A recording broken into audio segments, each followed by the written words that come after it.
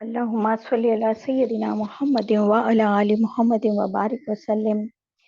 ربي يسر ولا تعسر وتمم لنا بالخير وبك نستعين يا فتاح يا فتاح يا عليم. ربي اشرح لي صدري ويسر لي أمري واحلل عقدة من لساني يفقهوا قولي. ربي زدني علما ربي زدني علما ربي زدني علما. نحمده ونصلي على رسوله الكريم أما بعد. أعوذ بالله من الشيطان الرجيم. أعوذ بالله العظيم وبوجهه الكريم وسلطانه القديم من الشيطان الرجيم. أعوذ بالله من الشيطان من نفخه ونفسه وهمزه. بسم اللہ الرحمن الرحیم. سب لوگ اعتکاف کی نیت کر لیں. یہ جو مستحب اعتکاف ہے الحمدللہ ہم قرآن کے ساتھ انشاءاللہ یہ 2 گھنٹے گزاریں گے. نویت الاعتکاف للہ عز وجل ما دمت فی مسفل بیان القرآن. رب اغفر لی وتب علی انک انت التواب الرحیم انک انت التواب الغفور. رب اغفر لی وتب علی انک انت التواب الرحیم انک انت التواب الغفور.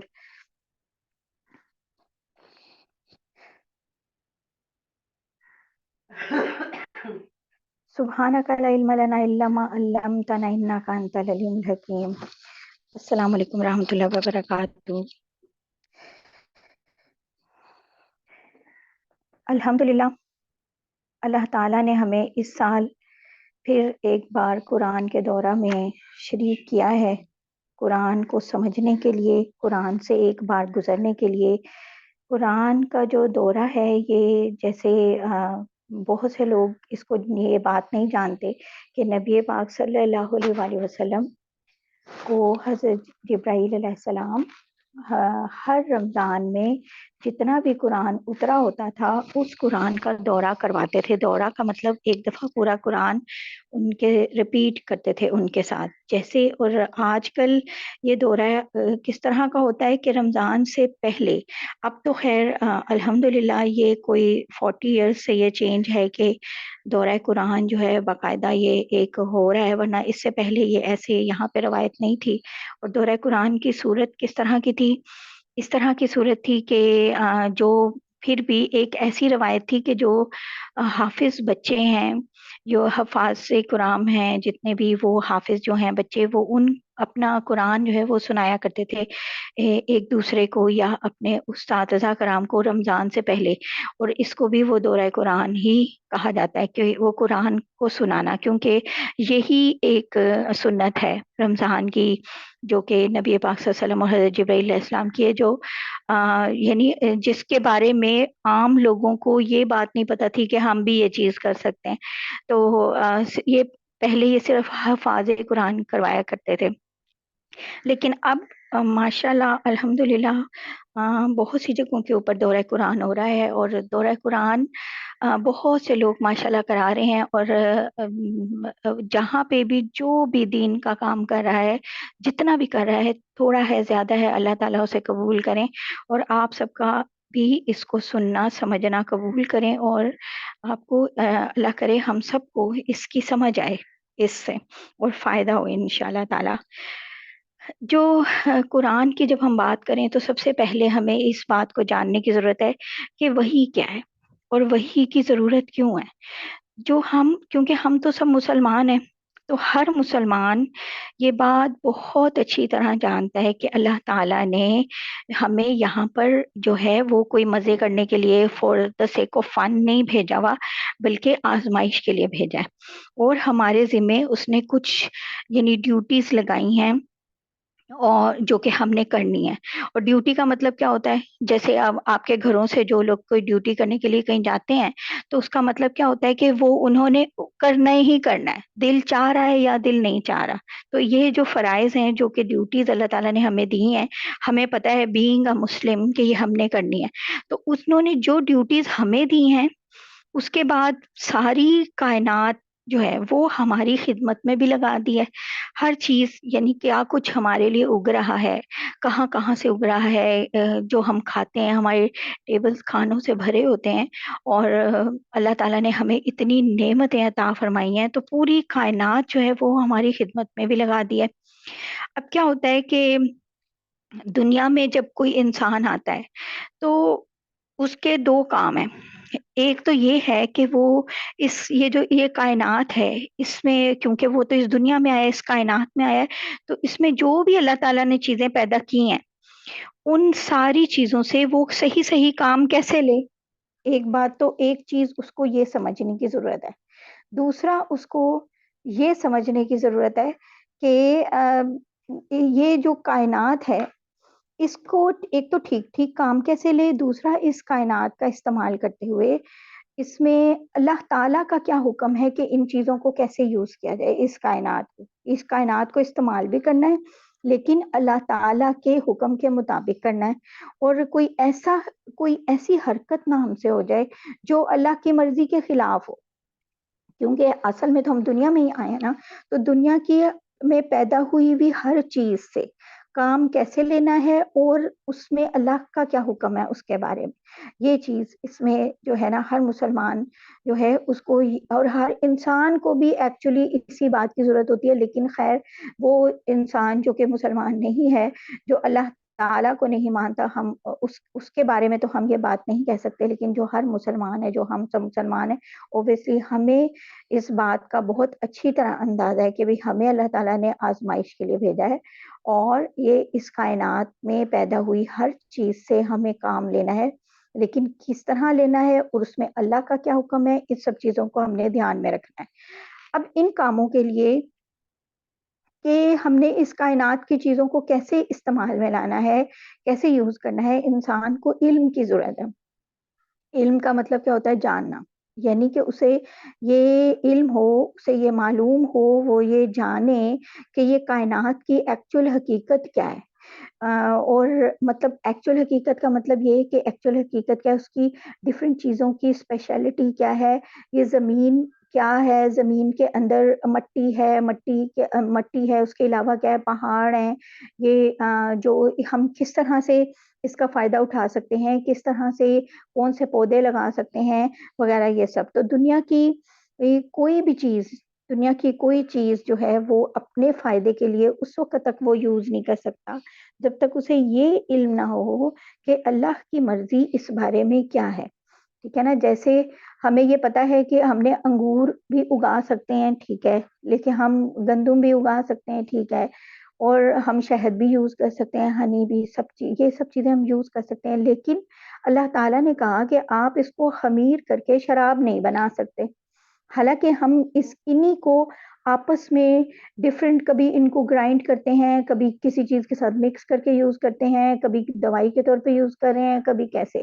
لیکن اگر یہ اس کو خمیر بنا کے اس کی جو شراب بن جائے گی وہ نہیں یوز کرنی. یعنی کہ ہمیں ایک علم تو یہ چاہیے کہ کس کس چیز کی کیا خاصیت ہے. دوسرا علم ہمیں یہ چاہیے کہ اس کے بارے میں اللہ کا کیا حکم ہے، کہ اس کو ہم ایسے یوز کر سکتے ہیں یا ایسے یوز نہیں کر سکتے. اس میں اللہ کی کیا مرضی ہے، کون سے کاموں کو وہ پسند کرتا ہے، کون سے کاموں کو پسند نہیں کرتا. تو اس طرح جب ہمیں یہ پتہ چل جاتا ہے تو پھر ہم اللہ کی مرضی کے مطابق جو ہے ہماری زندگی وہ گزرتی ہے. اللہ تعالیٰ نے جو ہم نے علم اللہ تعالیٰ نے ہمیں دیا ان کے بارے میں، یا ہم نے اس کے بارے میں علم حاصل کیسے کرنا ہے، اس کے لیے اللہ تعالیٰ نے ہمیں 3 جو ہیں وہ آپ سمجھیں کہ ویپنز دیے، اس سے ہمیں اکوپڈ کر دیا ہے. ان ویپنز کے ساتھ 3 ہمیں ہتھیار دیے اللہ تعالیٰ نے، اور جس سے ہم یہ علم حاصل کر سکتے ہیں. پہلی بات، اللہ تعالیٰ نے انسان کو جو ہے وہ حواس خمسہ دیے ہیں، ٹھیک ہے، جو ہماری سینسز ہیں. یعنی کہ ہمیں آنکھ دیے، کان، ناک جس سے ہم سونگتے ہیں، ہاتھ پاؤں وغیرہ جس سے ہم چلتے ہیں، اور ٹچ کر کے ہمیں پتہ چلتا ہے کہ کون سی چیز کیسی ہے، گرم ہے، ٹھنڈی ہے، کیا ہے. یہ ٹچ کرنے کی جو سینس ہے، یہ جو ساری سینسز اللہ تعالیٰ نے انسان کو دی ہیں، اس سے اس کو پتہ چلتا ہے. وہ مٹی کو ٹچ کرتا ہے، وہ پودوں کو ٹچ کرتا ہے، ان کو دیکھتا ہے آنکھوں سے، پھر اسے پتہ چلتا ہے اچھا یہ خراب ہو رہا ہے، یہ ٹھیک ہو رہا ہے، اس پہ پھل آ رہا ہے، اس پہ نہیں آ رہا. اور بھی تو یہ سب چیزیں. اور پھر کانوں سے ہم سنتے ہیں اچھا کوئی درندہ آ رہا ہے، یا کسی جانور کو ہم نے کیسے بچنا ہے، کیسے اس کے ساتھ سلوک کرنا ہے. تو یہ سب چیزیں جو ہیں یہ اللہ تعالیٰ نے اس کے لیے ان کا علم حاصل کرنے کے لیے کائنات کی چیزوں کا ایک اکوپمنٹ اللہ تعالیٰ نے انسان کو دیا جو سینسز ہیں، اور دوسری جو سینسز ہے نا، اب یہ اکوپمنٹ تو اللہ تعالیٰ نے دیا. جیسے آپ کسی کو اب آپ دیکھیں کہ کسی کو جنگ پہ بھیجتے ہیں نا، تو اس کو دیتے ہیں تلوار بھی دے دی، تیر بھی دے دیا، پسٹل بھی دے دیا، یہ سب چیزیں دے دی. اب پسٹل سے وہ تو دور سے چلو کسی کو نشانہ بنا سکتا ہے، کوئی بالکل نزدیک آ جائے گا پھر نہیں بنا سکے گا، پھر اسے کوئی چاقو یا تلوار یا کوئی ایسی چیز کی ضرورت ہوگی. اور اس طرح مطلب یعنی کہ جو ویپنز ہوتے ہیں وہ بھی ڈفرینٹ طرح کے ہوتے ہیں، کہ کوئی نائف ہے، کوئی کچھ ہے. یعنی انسان اپنے آپ کو جب کسی دشمن کے لیے بھی اکوپ کرتا ہے تو اس کے اکوپمنٹس بڑی فرق طرح کے ہوتے ہیں، ڈفرینٹ طرح کے ہوتے ہیں. تو اب اللہ تعالیٰ نے انسان کو پہلے تو سینسز دیے اس کائنات کا علم حاصل کرنے کے لیے، پھر دوسری چیز دی عقل. اب سینسز کی ایک لمٹ ہے اور اس لمٹ کے باہر سینسز کام نہیں کر سکتے، وہاں پہ ہمیں عقل کی ضرورت ہوتی ہے. اور ایک اور چیز دی عقل. اب یہ سینسز کی لمٹ سے باہر کی چیز ہے، ٹھیک ہے نا. لیکن جیسے اور ہر ایک کی اپنی لمٹ ہے، لیکن اگر انسان یعنی صرف عقل ہو تو سینسز نہ ہو تو وہ سینسز کے بغیر عقل جو ہے وہ بھی سارے کام نہیں کر سکتی، اور سینسز کی ضرورت ہے، اور جہاں اور اس کی بھی ضرورت ہے اور عقل کی بھی ضرورت ہے. لیکن دونوں کی اپنی لمیٹیشنز بھی ہیں، اپنی لمٹس بھی ہیں، اور جس کی وجہ سے ہم بہت سی چیزوں ہمیں معلوم ہوتی ہیں، علم ہوتا ہے اور نہیں بھی ہوتا. جیسے کہ کوئی دیوار ہے. اب اس دیوار کو آپ آنکھ سے دیکھیں تو آپ کو آنکھوں سے دیکھنے سے پتہ چلتا ہے کہ یہ دیوار ہے، کتنی لمبی ہے، کہاں ختم ہوتی ہے، کہاں سے ہم نے پھر ٹرن لینا ہے، پھر اس کا کلر کیا ہے، کہاں سے پتہ چل رہا ہے، آنکھوں سے. اب آنکھوں کو بند کریں اور صرف عقل کی مدد سے سوچیں کہ ہم نے اس دیوار کا کلر معلوم کرنا ہے، تو ہم اس کا کلر کبھی معلوم نہیں کر سکتے، وائٹ ہے، بلیک ہے یا کیا. صرف بند آنکھوں سے کلر نہیں آپ پتا کر سکتے. یعنی انسان کو سینسز کی بھی ضرورت ہے، عقل کی بھی ضرورت ہے. یہ دو اکوپمنٹس اللہ تعالیٰ نے اس کو دیے. اور اسی طرح یعنی کچھ چیزوں کا علم جو ہے وہ عقل سے ہوتا ہے، وہ صرف ہوا جو ہمارے سینسز ہیں ان سے نہیں ہو سکتا. مثلاً آنکھوں سے دیکھ کے یا آپ ہاتھوں سے اس کو ٹچ کر کے یہ معلوم نہیں کر سکتے یہ دیوار کو کس نے بنایا ہے. کسی انسان نے بنایا، لیکن کس انسان نے بنایا ہے، ٹھیک ہے. اس کے لیے عقل کی ضرورت پڑتی ہے. اچھا میرے ایریا میں یہ کام کر رہا ہے، یا یہ وہ آیا تھا، یا میں نے اسے بلایا تھا، یا اس نے بنائی ہے. یہ سینسز سے پتہ نہیں چلتا، یہ عقل سے پتہ چلتا ہے. اس کے لیے عقل کی ضرورت ہے. تیسری چیز اللہ تعالیٰ نے پھر ایک اور دی، وہ جو اکوپمنٹ دیا وہ تھا وحی. تو اب کیا ہے کہ بہت سی چیزیں حواس سے معلوم ہوتی ہیں، ہماری سینسز سے، بہت سی عقل سے، وزڈم سے پتہ چلتی ہیں، اور باقی اور کچھ کیونکہ یہ سب ان کی لمٹس ہیں. اور اس کے بعد جو ان سے نہیں پتہ چلتی وہ وحی کے ذریعے پتہ چلتی ہیں. اب کس طرح سے کہ جیسے جہاں تک حواس خمسہ کام دیتے ہیں وہاں تک عقل جو ہے وہ کام نہیں کرتی. وہاں اس کے بعد عقل کا بھی ایک کام شروع ہوتا ہے. حواس خمسہ بالکل جواب دے جاتے ہیں، عقل کا کام شروع ہوتا ہے. لیکن عقل کی بھی کیونکہ لمیٹیشنز ہیں، تو بہت سی باتیں ایسی ہیں جن کا علم نہ ہی ہمیں سینسز سے ہوتا ہے نہ عقل سے ہوتا ہے. مثلا یہ تو پتہ چل گیا کہ یہ دیوار ہے، اس کا کلر وائٹ ہے، اس کو کسی انسان نے بنایا ہے. لیکن اس کو یوز کیسے کرنا ہے؟ اللہ تعالیٰ اس کو یوز کرنے سے کس طرح کے یوز کرنے سے راضی ہوں گے، یہ حواس سے پتہ چلے گا نہ عقل سے پتہ چلے گا. اس کے لیے جو علم انسان کو دیا گیا، جس سے equipped کیا گیا، وہ وحی ہے. تو وحی کیا ہوتی ہے؟ اللہ تعالیٰ نے اس کا طریقہ یہ نکالا ہوا ہے کہ وہ اپنے بندوں میں سے کسی بندے کو منتخب کرتے ہیں، چن لیتے ہیں، اور اسے اپنا پیغمبر بناتے ہیں، اور اس پہ اپنا کلام جو ہے نازل کرتے ہیں، اور یہ وحی ہوتی ہے. یہ ہم ایک ایگزامپل لیتے ہیں کہ جیسے اس سے آپ کو یہ زیادہ اچھے سے سمجھ آئے گا، کہ جیسے کہ ایک پسٹل ہوتا ہے، تو آنکھوں سے دیکھ کے آپ اس کا سائز بتا سکتے ہیں، اس کی شکل صورت بتا سکتے ہیں، اور ٹچ کر کے یہ بھی پتہ چل جاتا ہے کہ بھئی یہ ایک مطلب ایک کسی سالڈ آئرن وغیرہ یا کسی چیز سے بنا ہوا ہے، یہ تو آپ کو پتہ چل گیا، لیکن اور یہ بھی پتہ چل جائے گا کہ جب اس کا ٹریگر پریس کریں گے تو اس میں سے ایک گولی نکلے گی جو دور تک جائے گی، ٹھیک ہے نا، اور آواز سے پتہ چلے گا کہ کوئی دھماکہ بھی ہوا ہے، ٹھیک ہے، اور کوئی اسمیل بھی جب آپ کو آئے گی جب آپ اس کو چیک کریں گے، تو یعنی کہ یہ ساری سینسز سے آپ کو یہ پتہ چل گیا۔ اب یہ تو پتہ چل گیا، لیکن عقل یہ بتاتی ہے کہ یہ جو پسٹل ہے یہ خود سے نہیں بنا، یہ یقیناً کسی نے بنایا ہے، اور وہ جو ہے وہ ہمیں نظر نہیں آ رہا، کیونکہ پسٹل جو ہے وہ کوئی اگنے والی چیز نہیں ہے جو خود سے بن گئی ہو۔ اور اب عقل کے ذریعے یہ تو پتہ چل گیا کہ یہ کسی انسان نے بنایا ہے۔ عقل یہ بتاتی ہے کہ اس کو یوز اپنے سینسز کو یوز کرتے ہوئے ہم اس سے اچھا نشانہ کیسے لگا سکتے ہیں، اور عقل یہ بتاتی ہے کہ ہم اس کو مطلب کس کس جگہ پر ہم اسے یوز کر سکتے ہیں، یہ ساری چیزیں عقل ہمیں بتاتی ہے کہ مطلب کہاں کہاں ہم اسے نشانہ لگائیں، کون کون سی چیز کو، ہر چیز کو وہ نشانہ بنا سکتے ہیں۔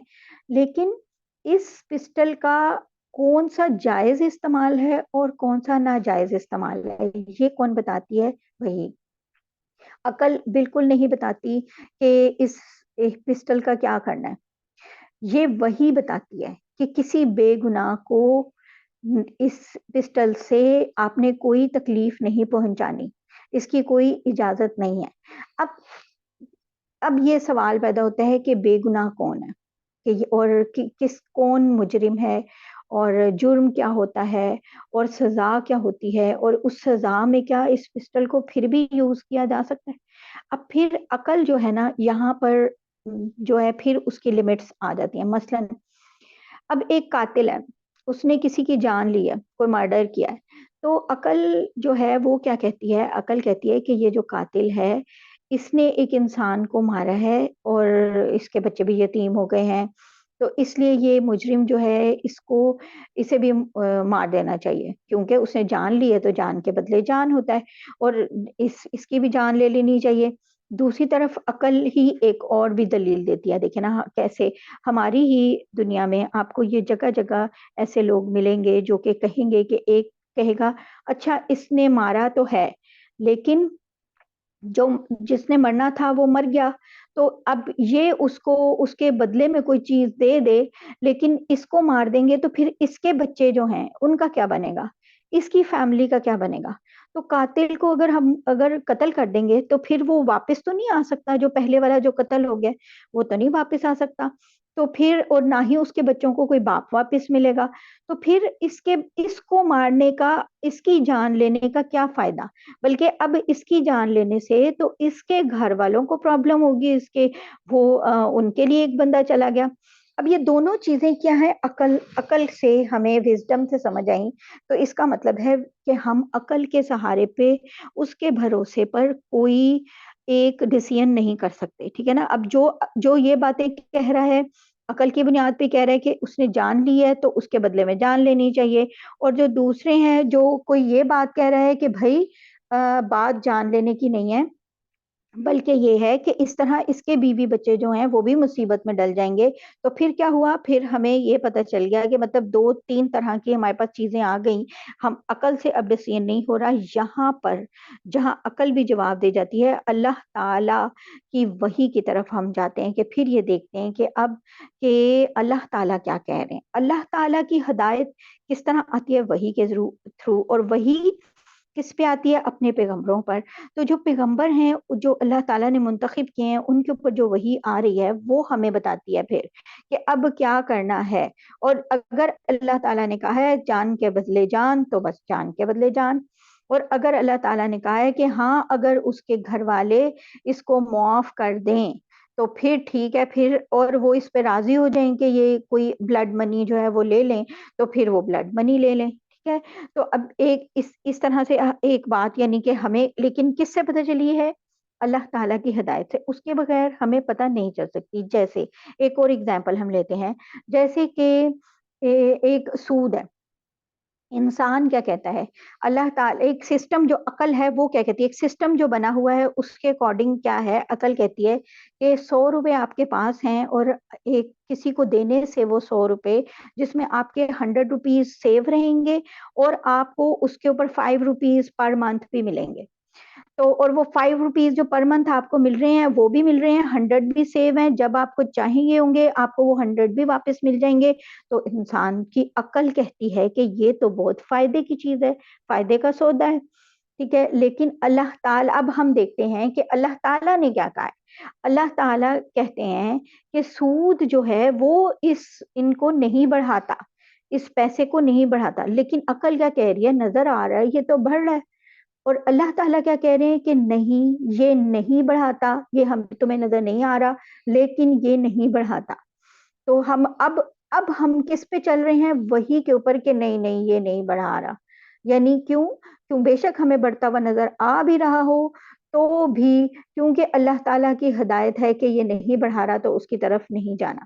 اب یہ کیا بات ہوئی کہ کچھ چیزیں ہمیں نظر آ رہی ہیں اور کچھ ہمیں نظر آنے میں اچھی لگ رہی ہیں، اپنے فائدے کی لگ رہی ہیں، لیکن وہ ہمارے فائدے کی نہیں ہے. اللہ تعالیٰ کہتے ہیں فائدے کی نہیں ہے. تو یہ کیا بات ہے؟ یہ ایسے ہی ہے. اس کی ایگزامپل آپ ایسے لے لیں، ایک چھوٹا بچہ ہے، اس کی عقل بھی کم ہے، ظاہر عقل تو اس میں ہے نا. جب آپ اس کو بلاتے ہیں، اس نے اپنی ارد گرد کی باتوں سے، اپنی ارد گرد کے ماحول سے سیکھ لیا ہے کہ وہ جب آپ اسے سکھاتے بھی ہیں تو آپ اسے کہتے ہیں السلام علیکم، تو وہ آپ سے ہینڈ شیک کرتا ہے. آپ نے اسے ہینڈ شیک کرنا سکھایا ہے، وہ آپ کا نام ماما بابا یہ سب بھی لیتا ہے، اور اس کے علاوہ یس نو بھی کرتا ہے، اپنی مرضی سے چیزیں اپنے منہ میں ڈالتا ہے، ملتا ہے، ان کو دیکھتا ہے اپنی مرضی سے. اسے ڈفرینٹ کلرز اچھے لگتے ہیں، ان کلرز کی چیزوں کو چوز کرتا ہے، یعنی عقل استعمال کر رہا ہے. اب یہی بچہ جب آگ کو دیکھتا ہے تو اس کو آگ دیکھنے سے خوبصورت لگتی ہے، وہ اس کی طرف بڑھتا ہے اور اس کو پکڑنا چاہتا ہے. اب اس بچے کو یہ بات کی سمجھ نہیں ہے کہ یہ آگ اس کے لیے فائدہ مند چیز نہیں ہے. تو پھر کیا ہوا؟ پھر جو اس کے پیرنٹس ہیں وہ خود اس کو آگ سے دور کرتے ہیں اور بار بار دور کرتے ہیں، اور اس کو جو آگ والی چیزیں ہوتی ہیں اس کے بارے میں بار بار اسے کہتے ہیں اس طرف نہیں جانا، اس طرف نہیں جانا. اور ایون بچے اپنا ہاتھ جلا بھی لیتے ہیں تو پھر بھی انہیں آگ وہ اچھی لگ رہی ہوتی ہے، نیکسٹ 2-3 دنوں کے بعد پھر سے اچھی لگ رہی ہوتی ہے. کچھ بچوں کو سمجھ آ بھی جاتی ہے اور کچھ بچوں کو پھر بھی نہیں آتی، اس سے نقصان اٹھا کے بھی. تو یہ ڈیپینڈ کرتا ہے کہ اب کہ عقل جو ہے وہ ہمیں ہر چیز نہیں دکھاتی. ہم سے جو بڑے ہیں، جن کا تجربہ زیادہ ہوتا ہے، وہ اس کے بارے میں، اس کی صحیح اور غلط کے استعمال کے بارے میں ہم سے زیادہ بہتر جان رہے ہوتے ہیں، کیونکہ انہوں نے وہ یوز کر کے برتی ہوتی ہے، تو وہ انہیں پتا ہوتا ہے کہ یہ نقصان پہنچائے گی. اسی طرح اللہ تعالیٰ تو سب سے بڑے ہیں، انہوں نے ہمیں بنایا ہے تو انہیں پتا ہے، انہوں نے اس پوری کائنات کو بھی بنایا ہے کہ کس چیز کو کیسے یوز کرنا ہے. انہوں نے ہمیں بتایا ہے یہ پیرنٹس کو کے ساتھ کیسا سلوک کرنا ہے. پیرنٹس آپ کے ساتھ اچھا سلوک نہیں کر رہے تب کیا کرنا ہے؟ جب اچھا کر رہے ہوتے ہیں تب بھی ایون ہم دیکھ سکتے ہیں ہماری سوسائٹی میں کہ آج کل کس طرح کا سلوک ہو رہا ہوتا ہے. تو ایون لیکن پھر بھی کہ پیرنٹس کے ساتھ کیسا سلوک کرنا ہے، پھر وہی ہمیں بتاتی ہے. عقل ہمیں یہ بات نہیں بتا سکتی، وہی ہمیں بتاتی ہے کہ بھئی آپ کے محرم رشتے کون سے ہیں، نامحرم رشتے کون سے ہیں. کس نے بتایا ہے؟ اللہ تعالیٰ نے. آپ کے خالو، فرض کریں خالو جو خالہ کے ہسبینڈ ہے وہ آپ کے لیے نامحرم ہے، آپ کے بہنوئی آپ کے لیے نامحرم ہے. یہ کون بتاتا ہے؟ آپ کی نند کے ہسبینڈ، نندوئی آپ کے لیے نامحرم ہے. کون بتا رہا ہے؟ اللہ تعالیٰ. عقل نہیں بتا رہی، عقل کو کوئی سمجھ نہیں اس بات کی کہ وہ کیوں نامحرم ہے، لیکن اللہ تعالیٰ نے ہمیں بتایا کہ یہ نامحرم ہے. ٹھیک ہے، تو اس طرح یعنی کہ عقل اور جو ہمارے حواس خمسہ ہیں ان کی ایک لمٹ ہے، اور اس لمٹ کے بعد ہمیں وہی کی ہدایت کی ضرورت پڑتی ہے اس دنیا کی، اس کائنات کی چیزوں کو استعمال کرنے کے لیے. تو پھر ہمیں وہاں وہی کی اور جو ہدایت کی ضرورت ہوتی ہے وہ اللہ تعالیٰ ہمیں کسی نہ کسی اپنے کسی بندے کو مقرر کر کے اور پھر بھیجتے ہیں. اب دیکھیں جو شخص اللہ کے وجود کا قائل ہی نہیں ہے، اس سے یعنی ایتھیسٹ جو ہیں جو آج کل کے، تو وہی کے مسئلے پہ بات کرنا بالکل ہی فائدہ نہیں ہے ان سے. کیوں؟ اس لیے کیونکہ وہ تو اللہ کو ہی نہیں مانتے، تو ہم کیا کہہ رہے ہیں؟ یہ تو اللہ کے احکامات ہیں. ٹھیک ہے نا؟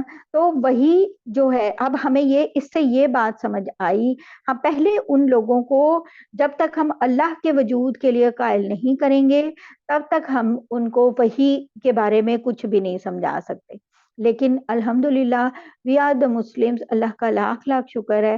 تو اس وجہ سے ہمیں یہ بات پتہ چل گئی کہ جو مطلب ہمیں یہ بات پتہ ہے کہ بھئی اللہ تعالیٰ ہیں، ٹھیک ہے نا. یعنی کیا ہوا کہ اب وہی کو سمجھنے کے لیے ایک اور بات کی ضرورت ہے، اس بات پہ ایمان رکھنے کی ضرورت ہے کہ یہ کائنات کسی ایک ایسی ہستی نے پیدا کی ہے جس کو اتنی زیادہ قدرت حاصل ہے کہ وہ اتنی بڑی کائنات جو ہے وہ پیدا کر سکے، ٹھیک ہے نا. اور پھر وہ اس ایک مطلب ایک بالکل ترتیب کے ساتھ ایک مستحکم جو نظام ہے اس کو وہ چلا رہا ہے. کس طرح سے ہم دیکھتے ہیں کیسے دن نکل رہا ہے، روز رات ہو رہی ہے، کس طرح اتنے پودے ہیں، اتنے دنیا کی آبادی بڑھ بھی رہی ہے تو بھی کتنی گندم ہے، کتنا کھانے کی کتنی ہزاروں لاکھوں چیزیں ہیں، اور پھر گوشت ہے اور یہ سب چیزیں. مطلب یہ کیسا ہے؟ تو پھر ایک یہ پورا جو سسٹم ہے یہ کون چلا رہا ہے؟ ظاہر ہے ایک ہستی کے بغیر یہ سسٹم جو ہے وہ نہیں چل سکتا.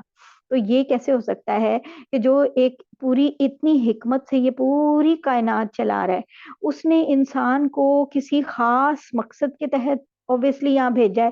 تو پھر اس نے انسان کو پیدا کرنے کے بعد اس کو کوئی اکوپمنٹ نہ کیا ہو، اسے بالکل اندھیرے میں چھوڑ دے، اسے یہ بھی نہ بتائے کہ وہ دنیا میں کیوں آیا، اس کے ذمہ کیا ڈیوٹیز ہیں، اس کی ایکچوئل منزل کیا ہے، اور وہ اپنی جو زندگی کا مقصد ہے اسے کیسے حاصل کرے گا، اس کا زندگی کا مقصد ہے ہی کیا، ٹھیک ہے نا.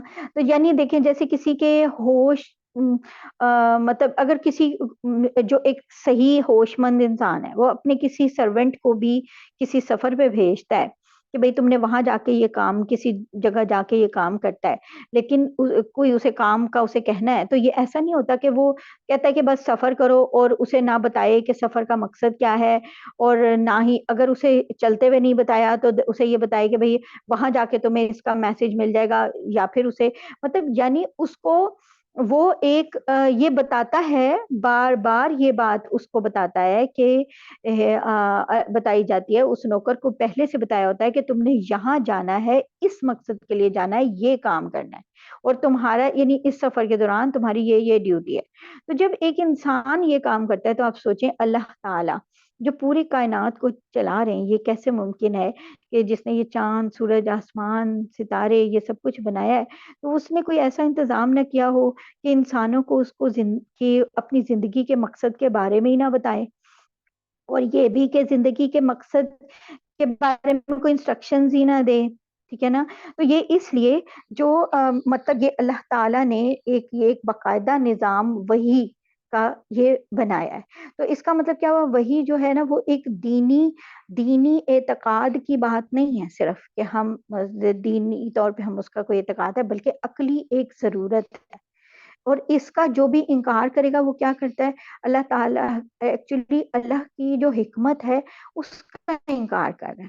یہ وہی جو ہے اللہ تعالیٰ نے 1,24,000 تقریباً جو پیغمبر اللہ تعالیٰ نے نازل فرمائے ہیں ان سب کے اوپر بھیجی، اور اپنے اپنے زمانے میں ان لوگوں کی ہدایت کا انہوں نے سامان کیا، یہاں تک کہ نبی پاک صلی اللہ علیہ وآلہ وسلم پر قرآن کریم کے صورت میں یہ وحی آئی، اور یہ قیامت تک آنے والے جو انسان تھے ان کے لیے یہ ایک ہدایت کا ذریعہ جو ہے وہ بن گئی. تو اب ہم سب سے پہلی بات ہمیں یہ سمجھنی تھی کہ وحی کیا ہوتی ہے، کہ وحی کیوں ضروری ہے، اور وحی ہے کیا. ابھی سب سے اس کے بعد ہمارا قرآن جو ہے، کیونکہ یہ وحی ہے اللہ تعالیٰ کی، تو قرآن کے بارے میں ہمارا جو عقیدہ ہے وہ ہمیں بہت اچھی طرح پتہ ہونا چاہیے، اور جو قرآن سے ہی ہمیں پتہ چلا، اور اس عقیدے کے اوپر ہمیں ہمارا پکا یقین ہونا چاہیے. اور وہ پہلی بات کیا ہے کہ قرآن اللہ تعالیٰ کا کلام ہے، اور دوسری بات یہ محمد رسول اللہ صلی اللہ علیہ وآلہ وسلم پر نازل ہوا ہے، اور تیسری بات یہ کہ یہ ہر اعتبار سے محفوظ ہے، اور کل کا کل منو ان موجود ہے، اور اس کی حفاظت کا ذمہ خود اللہ تعالیٰ نے لیا ہے. یہ ہمارا عقیدہ ہے قرآن کے بارے میں کہ قرآن، اور اس کے جب آپ یہ عقیدہ رکھتے ہیں تو آپ کے لیے قرآن کو سمجھنا آسان ہو جاتا ہے. پہلے یہ مطلب کلیئر ہونا چاہیے، بے شک ہر مسلمان کا یہ عقیدہ ہے، لیکن اس میں کلیئرٹی ہونی چاہیے کہ کیا ہے کہ قرآن اللہ تعالیٰ کا کلام ہے. اللہ تعالیٰ کون؟ وہ قادر مطلق جس نے یہ کائنات پیدا کیا، ہم سب کو پیدا کیا، اور پھر یہ محمد رسول اللہ صلی اللہ علیہ وسلم پر نازل ہوا، اور یہ ہر اعتبار سے محفوظ ہے. وہ آخری نبی ہیں، ان کے بعد اب وہی نہیں آنی، کل کا کل موجود ہے، اور ہر لحاظ سے ایک شوشہ بھی اس کا جو ہے وہ چینج نہیں ہوا، اور اس کی حفاظت کا ذمہ خود اللہ تعالیٰ نے لیا ہوا ہے، اس لیے کوئی بھی اس کو چینج نہیں کر سکتا. تو ہمیں یعنی اس کے بارے میں یہ ہمارا یہ ایک ضروری عقیدہ جو ہے وہ ہمیں پہلے سے کنفرم ہونا چاہیے، کیونکہ ہم نے یہ قرآن جو ہے نا وہ شروع کرنا ہے. قرآن اب نازل کیسے ہوا؟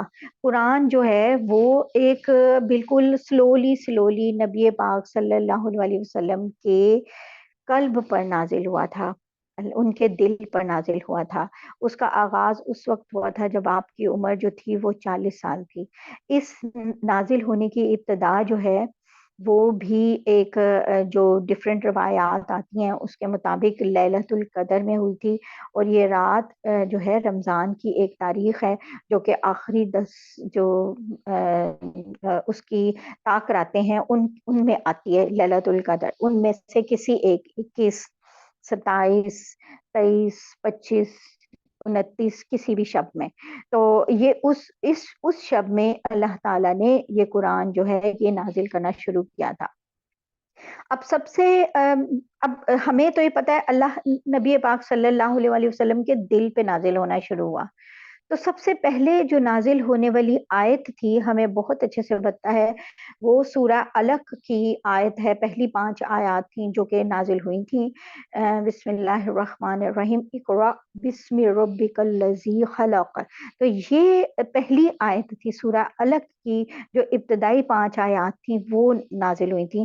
اور اس میں صحیح بخاری میں حضرت عائشہ رضی اللہ تعالی عنہا اس کا واقعہ پورا بیان کرتی ہیں کہ کیسے یہ نبی صلی اللہ علیہ وسلم پر وضو جو وحی کا نزول تھا اس کی ابتدا ہوئی تھی. پہلے سچے خوابوں سے ہوئی، اس کے بعد آپ کو تنہائی میں عبادت کا شوق ہوا، اور آپ غار حرا میں کئی راتیں جاگتے اور عبادت میں مشغول رہتے، کئی مہینے وہاں پہ گزارتے تھے آپ. اور یہاں تک کہ کیا ہوا کہ ایک دن اسی غار میں آپ کے پاس اللہ تعالیٰ کی جانب سے ایک فرشتہ آیا، حضرت جبرائیل علیہ السلام، اور انہوں نے نبی صلی اللہ علیہ وسلم سے کہا کہ اقرا. ٹھیک ہے، تو یہ سب سے پہلی نازل ہونے والی آیت ہے. اب ہم قرآن الحمدللہ شروع کریں گے تو ہمیں وہاں بار بار ایک بات جو ہے وہ ہم ڈسکس ہوگی کہ جو بھی صورت شروع ہوگی کہ وہ مکی صورت ہے یا مدنی صورت ہے. تو قرآن کریم کی جو صورتیں ہیں ان میں یہ مکی اور مدنی کا مطلب کیا ہے؟ جو مفسرین ہیں، جنہوں نے مفسرین کرام جنہوں نے تفسیر کی ہے، وہ یہ کیا کہتے ہیں کہ مکی آیت کا مطلب یہ آیت نہیں ہے کہ وہ مکہ میں ہی نازل ہوئی، بلکہ وہ آیات جو آپ کے ہجرت مدینہ سے پہلے نازل ہوئی، وہ مکہ کا پیریڈ کہلاتا ہے. مکہ وہاں وہ والی، بے شک اس کے بعد آپ دوبارہ جب بھی مکہ میں گئے اور اس وقت بھی آیات نازل ہو رہی تھیں تو لیکن وہ پھر مدنی آیات تھی. ٹھیک ہے، جو مکہ کی میں مدینہ ہجرت سے پہلے کا جو پیریڈ ہے اس میں جو بھی آیات نازل ہوئی، جو صورتیں نازل ہوئی وہ مکی کہلاتی ہیں، اور جو ہجرت کے بعد نازل ہوئی وہ ساری مدنی کہلاتی ہیں. یعنی کہ وہ مدینہ ہجرت کے بعد بے شک اس وقت آپ مدینہ میں موجود تھے یا کہیں اور موجود تھے، لیکن ہجرت کے بعد والی ساری جو صورتیں ہیں وہ مدنی کہلائیں گی. ٹھیک ہے، یعنی ایسی بات نہیں کہ ساری مدینہ میں نازل ہوئی ہیں، لیکن وہ مدنی ہیں. ٹھیک ہے، یعنی بہت سے سفر آپ نے کیے ہیں، مدینہ طیبہ سے سینکڑوں میل دور گئے ہیں. بہت سے غزوات، غزوہ تبوک وغیرہ میں بھی آپ کتنی دور تھے، لیکن جو بھی نازل ہوئی، ایون فتح مکہ کے وقت نازل ہوئی، تو وہ ساری بھی مدنی ہی آیات کہلائیں گی، کیونکہ وہ اس پیریڈ میں نازل ہوئی جو کہ ہجرت کے بعد والا. اب نبی پاک صلی اللہ علیہ وسلم کے اوپر یہ جو قرآن کا نزول ہوا، اس کے بارے میں لوگوں کی ایک عجیب سی کوشچن ایک ان کے دماغ میں یہ ہوتا ہے بہت سا، اور لوگ یہ کوشچن کرتے بھی ہیں کہ قرآن کریم جو ہے یہ ایک ہی دفعہ کیوں نہیں نازل ہوا، تھوڑا تھوڑا کر کے کیوں نازل ہوا؟ اور یہ صرف یہ نہیں ہے کہ ہم لوگ یا اس طرح کسی کے ذہن میں یہ بات آتی ہے، بلکہ اس وقت جو یہودی تھے وہ بھی نبی پاک صلی اللہ علیہ وسلم کو یہ باتیں کرتے تھے، کیونکہ حضرت موسیٰ علیہ السلام کے اوپر جو تورات نازل ہوئی تھی وہ تھی تختیوں کی شکل میں لکھی ہوئی تورات تھی، اور وہ ان کو اللہ تعالیٰ نے یعنی ایک دم اکٹھی سے ہی دے دی تھی وہ سب کی سب تختیاں۔ تو قرآن جو ہے وہ آہستہ آہستہ نازل ہو رہا تھا، اور تقریباً جو ہے 23 ایئرز کا ٹائم لگا اس کو اترنے میں، اور بعض اوقات جو ہے جبرائیل علیہ السلام ایک چھوٹی سی آیت، بلکہ آیت کا کوئی چھوٹا سا جز لے کے آتے تھے، اور مطلب ایک آیت کا بھی ایک پارٹ، اور بعض مرتبہ کیا ہوتا تھا کہ کئی کئی آیتیں اکٹھی نازل ہوتی تھیں، اور کبھی پوری پوری سورہ اکٹھی نازل ہوتی تھیں، جیسے سورہ فاتحہ اکٹھی نازل ہوئی، اسی طرح سورہ انعام اتنی بڑی صورت ہے وہ بھی اکٹھی ایک ہی مرتبہ میں نازل ہوئی، اور کبھی صرف ایک ایک آیت یا ایک آیت کا چھوٹا سا پارٹ نازل ہو رہا ہوتا تھا۔ تو سارے قرآن کو ایک ہی دفعہ نازل کرنے کی بجائے تھوڑا تھوڑا کر کے کیوں نازل کیا گیا؟ یہ سوال جو تھا خود جو مشرکین عرب تھے وہ بھی نبی پاک صلی اللہ علیہ وسلم سے کرتے تھے، ایون مشرکین عرب یہودی وہ بھی کرتے تھے کہ بھئی یہ سارا ایک دم کیوں نہیں نازل ہوا؟ تو ہمیں قرآن میں سے بھی بار بار اس کے بارے میں بات ملتی ہے۔ سورہ فرقان میں بھی ہے کہ وَقَالَ الَّذِينَ كَفَرُوا لَوْلَا نُزِّلَ عَلَيْهِ الْقُرْآنُ جُمْلَةً وَاحِدَةً، اور یہ کافر لوگ کہتے ہیں ان پہ سارا قرآن ایک ہی دفعہ میں کیوں نازل نہیں کر دیا گیا؟ تو اب یعنی کہ وہ پوچھ رہے ہیں، تو امام راضی رحم اللہ جو ہے وہ اس آیت کی تفسیر میں قرآن کی نزول کی حکمت بتاتے ہیں کہ کیوں وہ ایک ایک چھوٹا چھوٹا پارٹ کر کے یا اس طرح سے کنٹینیوٹی سے نازل ہوتا گیا۔ تو وہ کہتے ہیں اس کے لیے بہت امپورٹنٹ بات کہ نبی پاک صلی اللہ علیہ وسلم امی تھے، لکھے پڑھے نہیں تھے، اس لیے لکھے پڑھے نہیں تھے۔ آپ دیکھیں نا، ایک شخص ہے وہ 40 ایئرز تک کچھ بھی لکھا پڑھا نہیں ہے، اور یہ اس کیوں لکھا پڑھا نہیں ہے؟ کیونکہ اس زمانے میں جیسے آج کل ہے نا، مطلب اسکول اور کالجز اور یونیورسٹیز کا اتنا فیشن ہے، ایک مطلب ایک طرح سے ایجوکیشن کا، اور امپورٹینس بھی ہے نو ڈاؤٹ اس کی، تو اس وقت یہ کوئی اس طرح کا کوئی فیشن نہیں تھا، کوئی اسکول کالجز وغیرہ کا کوئی پڑھنے کا کچھ کوئی فیشن نہیں تھا۔ اس سے پہلے تو وہ عیسائی اور کرسچنز ہی تھے نا، کرسچنز تھے، اور کرسچن سے پہلے یہودی تھے، جو تو یہودی اور جو کرسچنز تھے ان میں یہ تھا کہ جو لوگ بلکہ وہ پڑھنے کو مطلب لوگوں کو ڈسکریج کرتے تھے پڑھنے کے بارے میں، اور وہ کیوں ڈسکریج کرتے تھے؟ تاکہ کیونکہ ان کی اپنی جو پاپس اور بشپس وغیرہ تھے اور ربی تھے جو یہودیوں کے، ان کی ایک اپنی امپورٹنس تھی، ایک اپنی علیحدہ سے۔ یہ ہم ایسے سمجھ سکتے ہیں جیسے کیونکہ ہم انڈو پاک میں رہتے رہے ہیں، تو ہندوؤں کا جو کلچر ہے اس میں ہم دیکھتے ہیں کہ جو ان کے ہندوؤں کے جو پریسٹ ہیں، جو ان ہندوؤں کے جو پادری پریسٹ جو ان کے ہیں پنڈت وغیرہ، وہ سب سے ایک اعلیٰ ان کی نسل کے خاندان میں سے سمجھے جاتے ہیں، اور جو سب سے کم نسل کے شودر جو وہاں سمجھے جاتے ہیں، یا شودر نسل کے جو لوگ سمجھے جاتے ہیں، وہ ان کو یہ الاؤ بھی نہیں تھا شودر وغیرہ کو کہ وہ ان کی مذہبی آیات کو سن بھی سکیں، یعنی ان کے جو مذہبی کلام تھا ان کو اس کو سن بھی سکیں، جو کہ ان کے جو پریسٹ پادری یا پنڈت وغیرہ جو پڑھا کرتے تھے۔ اسی طرح سے کرسچنز اور یہودیوں میں بھی تھا کہ وہ لوگوں کو پڑھانے کے اتنے حق میں ہی نہیں تھے، اور اس کی وجہ یہ تھی کہ وہ ان کی ایک اتھارٹی تھی، وہ نسل در نسل ان کی اپنے ہی اس میں چلتا تھا کہ ایک نے آگے سکھایا اور اس کی ایک امپورٹنس تھی، اور لوگ آگے انہیں چڑھاوے چڑھاتے تھے، اور ان کو اور اس بیس پہ ان کی امپورٹنس تھی اس علم کی وجہ سے جو تورات کا انجیل کا ان کے پاس تھا۔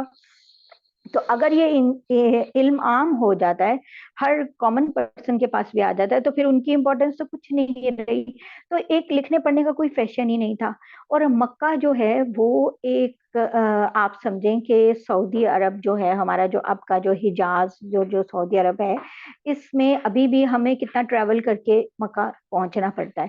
تو اس زمانے میں جب ٹریولنگ کی کوئی چیزیں موجود نہیں تھیں تو جو مکہ ہے وہ ایک طرح سے use less part of the world تھا، پوری دنیا کا ایک یوز لیس ٹائپ آف یعنی کہ جگہ، کیونکہ یہ دور ایک بہت بڑے صحرا میں تھا.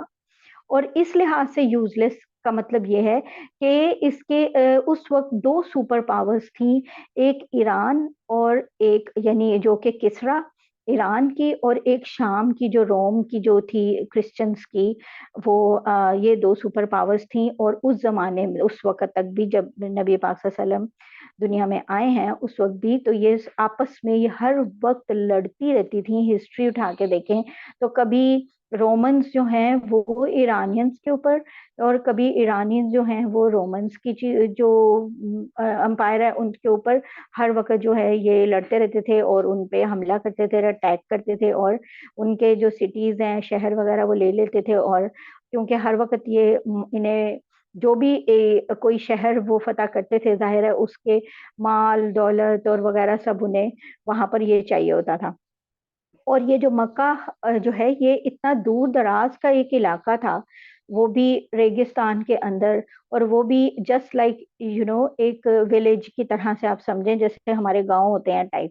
تو ایک گاؤں ٹائپ، ایک قصبہ ٹائپ، ایک چھوٹا سا گاؤں ٹائپ جس سمجھیں ایک ولیج. تو جہاں پہ کچھ اگتا بھی نہیں ہے وہاں سے انہوں نے کیا لینا ہے؟ تو وہاں پہ اتنی دور مشکل سے پوری فوج آئے اور حملہ کرے تو انہیں کیا فائدہ ہے؟ تو اس لیے یہ ان کے لیے ایک use less part of the world type جگہ تھی، اور وہ آپس میں ہی ایک دوسرے سے لڑتے لڑتے رہتے تھے. اور اس کیونکہ انہیں وہ جو ہے مال غنیمت وہ چاہیے ہوتا تھا. تو اس لیے نبی پاک صلی اللہ علیہ وسلم جو تھے وہ امی تھے، لکھتے پڑھتے نہیں تھے. جس وقت قرآن جس وقت نبی پاک صلی اللہ علیہ وسلم کو اللہ تعالیٰ نے نبوت عطا کی ہے تو اس وقت آپ یہ سوچیں کہ پورے مکہ میں تقریباً 8 لوگ تھے جو کہ لکھنا پڑھنا جانتے تھے، اور باقی کوئی بھی لکھنا پڑھنا نہیں جانتا تھا. لکھنا پڑھنا کا مطلب یہ نہیں ہے کہ کوئی تورات انجیل وغیرہ نہیں، لکھنا پڑھنا سمپل. اور نبی پاک صلی اللہ علیہ وسلم کو بالکل لکھنا پڑھنا نہیں آتا تھا، انہوں نے کبھی سیکھا ہی نہیں. اس لیے اگر سارا قرآن ایک ہی مرتبہ نازل ہو جاتا تو وہ یاد کیسے کرتے رکھتے اس کو، یعنی مشکل ہوتا ان کے لیے. بے شک اللہ تعالیٰ یاد کراتے لیکن مشکل ہوتا. اور جیسے حضرت موسیٰ علیہ السلام تھے وہ لکھنا پڑھنا جانتے تھے، اس لیے انہیں تورات ایک ہی بار لکھی ہوئی تختیاں مل گئیں، ان پہ نازل کر دی گئی. پھر دوسری بات، اگر پورا قرآن ایک ہی بار نازل ہوتا تو آپ سوچیں کیا ہوتا کہ سب لوگوں کے اوپر ایک ہی دفعہ سارے احکام جو ہے لازم ہو جاتے. اور سارے احکام میں کیا، نماز، زکوٰۃ، اور اس وقت کے مسلمان جو کہ ہم دیکھتے ہیں شروع کے جو مسلمان اب اسلام لے کے آ رہے ہیں، اسلام کے دائرے میں آ رہے ہیں، وہ ان میں سے کوئی اور زیادہ تر لوگ جو ہیں وہ غریب ہیں. وہ غریب بالکل فقراء تھے، بلکہ فقراء صحابہ تھے جو شروع میں بالکل لے کے آئے ہیں. کتنے تو غلام تھے ان میں، حضرت بلال حبشی جیسے. تو یہ سب لوگ حضرت عمار بن یاسر اور حضرت بلال حبشی اور ان جیسے یہ سب لوگ، یہ تو سب فقراء صحابہ تھے، غریب تھے یہ سب لوگ. تو یہ ان کے سب سے پہلے ایمان لے کے آئے ہیں. آگے انشاءاللہ ہم قرآن میں جب یہ بات آئے گی تو ہم ڈسکس کریں گے کہ صرف یہی غریب صحابہ ہی کیوں پہلے اسلام لے کے آئے. بہرحال تو سارا قرآن جو ہے وہ اگر ایک ہی بار نازل ہو جاتا تو اس کے سارے احکام فوراً لازم ہو جاتے، ان کی پابندی بھی فوراً لازم ہو جاتی. تو یہ کیسے وہ سب لوگوں کے لیے بہت مشکل ہوتی، اور وہ انہیں جو ابھی ایک مطلب ابھی کانسیپٹ جب ان کے کلیئر نہیں ہے تو وہ حکم اس کو کیسے مانتے ان احکامات کو. اسی لیے مکہ کے پیریڈ میں سب سے پہلے جو کچھ بھی جو بھی قرآن آیا ہے وہ کانسیپچول ایک قرآن ہے جس میں کانسیپٹس تھے سارے، اور اللہ تعالیٰ کے کانسیپٹ کو کلیئر کیا گیا، آخرت کے کانسیپٹ کو کلیئر کیا گیا، جنت اور جہنم کے کانسیپٹ کو کلیئر کیا گیا. تو وہ اس میں کانسیپٹس ہیں، اور جو مدنی پیریڈ ہے اس کے اندر احکامات ہیں. اور کیونکہ اس وقت تک سب کے کانسیپٹس کلیئر ہو چکے تھے تو پھر جو ہے وہ پھر مدنی پیریڈ شروع ہوتا. جس میں اللہ تعالیٰ آہستہ آہستہ احکامات بھی نازل کرتے جاتے ہیں۔ پھر نبی پاک صلی اللہ علیہ وسلم کو اور مسلمانوں کو، جو بھی ابھی نئے نئے مسلمان ہو رہے تھے، اپنی قوم کی طرف سے ڈیلی جو ہے وہ مصیبتیں، اذیتیں برداشت کرنی پڑتی تھیں، ان کو ہر وقت پرابلمز اور ایشوز برداشت کرنے پڑتے تھے، کیونکہ وہ لوگ برداشت نہیں کر رہے تھے کہ یہ نیا دین کہاں سے آ گیا۔ تو حضرت جبرائیل علیہ السلام بار بار جو ہے جب قرآن لے کے آتے تھے، تو کیا ہوتا تھا کہ ان ساری چیزوں کا مقابلہ، ان دشمنوں کا مقابلہ کرنا آسان ہو جاتا تھا۔ جیسے ہم خود اپنے آپ کو دیکھیں کہ ہمیں پتا ہوتا ہے کہ مطلب جیسے ایک چھوٹا بچہ ہے، اس کو وہ تھوڑا سا گرتا ہے، اسے چوٹ لگتی ہے، تو پہلے ادھر ادھر دیکھتا ہے کہ مجھے کون دیکھ رہا ہے۔ اگر میری امی دیکھ رہی ہے تو میں رونے شروع کر دوں، اور اگر نہیں دیکھ رہی تو میں نہیں روں گا، پھر وہ نہیں روتا۔ اگر آپ کبھی اس کو دیکھیں نا، نارملی پھر بچے یہی کرتے ہیں کہ اگر ان کو چھوٹی موٹی چوٹ لگی ہے تو وہ پہلے دیکھتے ہیں کہ امی دیکھ رہی ہیں کہ نہیں۔ تو یعنی ہم بھی یہ دیکھتے ہیں کہ ہمارے ارد گرد کون سے لوگ ہیں، اگر ہمیں کوئی پرابلم پریشانی ہوتی ہے تو ہم کوشش کرتے ہیں ہم ان کو بتا کے مطلب انسان کو اذیتیں یا پریشانیاں یا کچھ بھی ہوتا ہے تو اس کے لیے ایک دھارس، ایک ہمت، ایک حوصلہ، ایک کسی کے حوصلہ دینے کی ضرورت ہوتی ہے۔ تو اسی طرح نبی پاک صلی اللہ علیہ وسلم کو حوصلہ، ہمت ملتی تھی جب حضرت جبرائیل علیہ السلام بار بار قرآن لے کے آتے تھے اور بار بار ہمت اور حوصلے کی باتیں کرتے تھے۔ کبھی ڈفرینٹ انبیاء ہیں، ان کی سٹوریز سنا رہے ہوتے تھے، وہ بھی ان کی ساری حالات کے مطابق ہوتی تھیں۔ پھر قرآن کریم کا ایک بہت بڑا حصہ ایسا ہے جو کہ جب جیسے جیسے ٹائم گزرا تھا تو یہودی یا مشرکین یا جو لوگ تھے وہ سوال کر رہے ہوتے تھے، تو ان کے جواب جو ہیں قرآن ڈفرینٹ ٹائمنگز کے اوپر دے رہا ہے۔ اور پھر کیا ہوتا ہے کہ ڈفرینٹ واقعات جو ہو رہے ہوتے تھے ان کے بارے میں جو ہے وہ یہودی اور مشرکی جو ہے وہ ان سے سوال پوچھ رہے ہوتے تھے، تو پھر ان یہ آیات جو آیات ہیں اور جو قرآن ہے وہ اس کی مناسبت سے اتارا جا رہا تھا، اس وقت نازل ہو رہا تھا جو واقعات پیش آ رہے تھے۔ جس بھی طرح کے مسلمانوں کے ساتھ واقعات پیش آ رہے تھے، اس سے بھی جب انہیں کوئی آیات آتی تھیں تو مسلمانوں کا حوصلہ بڑھ جاتا تھا، ان کی بصیرت بھی بڑھ جاتی تھی، اور قرآن کریم کس طرح غیبی خبریں دے رہا ہے، اس کے اوپر ان کا ایک یقین بھی بڑھ جاتا تھا۔ تو یہ قرآن کا ایک جو آہستہ آہستہ نازل ہونا ہے، یہ بھی اس میں اللہ تعالیٰ کی بہت ساری حکمتیں۔ قرآن کریم کی دو طرح کی آیات ہیں، ایک وہ آیات ہیں جو اللہ تعالیٰ نے کسی خاص واقعے کی وجہ سے یا ویسے نہیں فرمائی، کوئی احکامات ہیں اور نہ ہی کوئی سوال وغیرہ ان کا کوئی سبب بنا، کوئی ریزن بنی، بلکہ مطلب اللہ تعالیٰ نے ویسے ہی اتاری۔ اور کچھ ایسی آیات ہیں جو کسی سوال کے جواب میں یا جن کی آیتوں کا کوئی اسپیشل ایک بیک گراؤنڈ ہے اور اس کا یعنی شان نزول اور سبب نزول وغیرہ کوئی موجود ہوتا ہے، اور وہ اس طرح سے اللہ تعالیٰ نے اتارنا ہے۔ تو اس طرح سے دو طرح کی آیات ہیں۔ اب ایک یہ بات تو ہو گئی، چلیں قرآن اللہ تعالیٰ کا کلام ہے، تو قرآن محفوظ کیسے ہوا، تھوڑا سا ہمیں یہ بھی تھوڑا سا یہ دیکھنے کی ضرورت ہے تاکہ ہمارے ذہن میں یہ بات ہو کہ یہ تو وہی قرآن ہے جو کہ اللہ تعالیٰ نے نبی پاک صلی اللہ علیہ وسلم کے دل میں اتارا تھا، دل کے اوپر اتارا تھا۔ اب ان کے قلب مبارک کے اوپر اترا ہوا ہے۔ ہوا کیا کہ آپ پر جو آیات قرآنی نازل ہوتی تھیں وہ آپ کو یاد ہو جاتی تھیں، اور نبی پاک صلی اللہ علیہ وسلم کا جو سینہ مبارک تھا وہ سب سے زیادہ ایک محفوظ جگہ تھی ایک قرآن پاک کے لیے۔ کیسی پیاری بات ہے، اور اس میں کوئی ذرا سی غلطی کا بھی امکان نہیں تھا۔ اور کیا ہوتا تھا پھر مزید احتیاط کے طور پہ ایک اور بات ہوتی تھی کہ ہر سال رمضان کے مہینے میں حضرت جبرائیل علیہ السلام نبی پاک صلی اللہ علیہ وسلم کو قرآن سنایا کرتے تھے، اور جس سال آپ صلی اللہ علیہ وسلم کی وفات ہوئی ہے ہمارے پیارے نبی کی، اس سال ہمارے پیارے نبی نے 2 مرتبہ حضرت جبرائیل علیہ السلام کے ساتھ یہ دورہ کیا ہے، 2 مرتبہ، یہ وہ لاسٹ ایئر کی بات ہے صرف۔ تو پھر آپ کیا کرتے تھے، جیسے جیسے قرآن اترتا تھا آپ صحابہ کو جمع کرتے تھے اور ان کو قرآن بتاتے تھے، اور پھر صرف یہی نہیں کہ صرف قرآن کے میننگ، قرآن کے ورڈز ایگزیکٹلی انہیں بتاتے تھے اور انہیں یاد کراتے تھے۔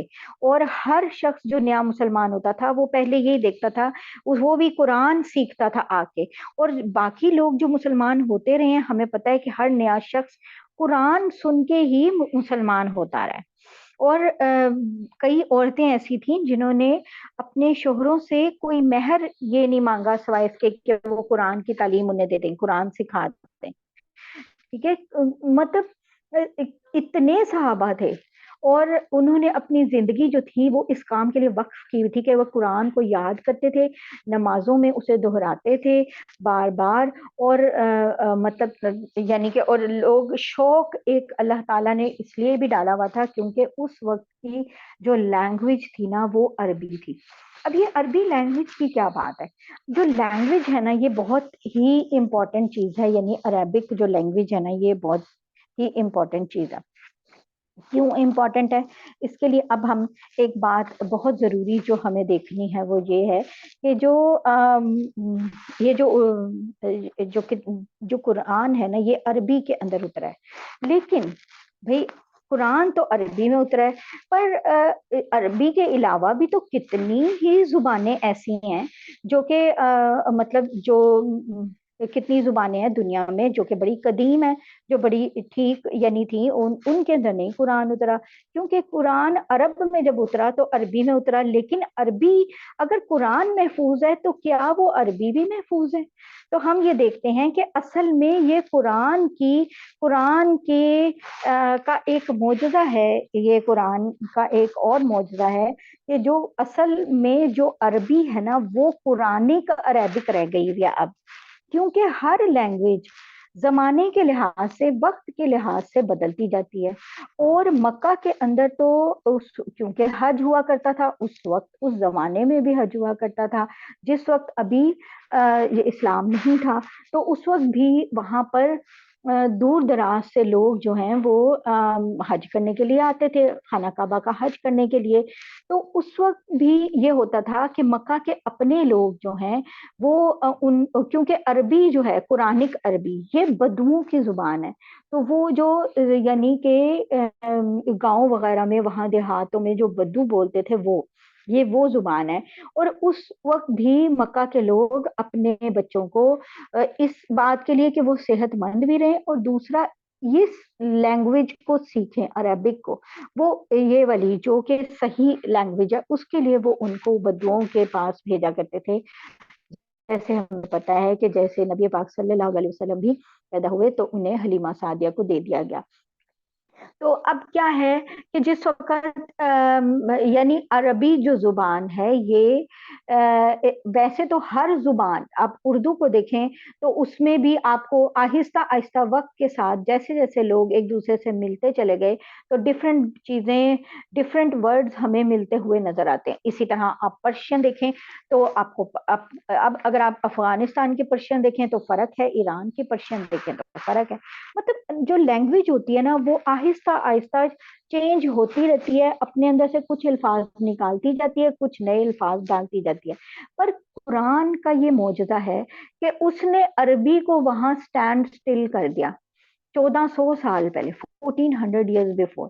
کوئی بھی زبان ایسی نہیں ہے جو اس بات کا دعویٰ کر سکے کہ وہ اتنے 100 سالوں سے یا ایون کچھ 100 سالوں سے بھی ویسی کی ویسی ہے جیسی کہ وہ اس وقت تھی، جو کہ پہلے جب تھی۔ کوئی بھی زبان ایسی نہیں، اور عربی وہ ایسی زندہ زبان ہے جو کہ 1400 ایئرز بیفور جس طرح کی تھی ویسی ہی آج ہے، بلکہ قرآن مجید نے اس کو اس طرح کا ایک سٹینڈرڈ دے دیا ہے، اس سٹینڈرڈ کے اوپر مجبوری ہے اس کی پورا اترنا، اس لینگویج کو، وہ لینگویج ادھر ادھر جائے بھی تو وہ واپس قرآن کے سٹینڈرڈ کے اوپر واپس آ جاتی ہے۔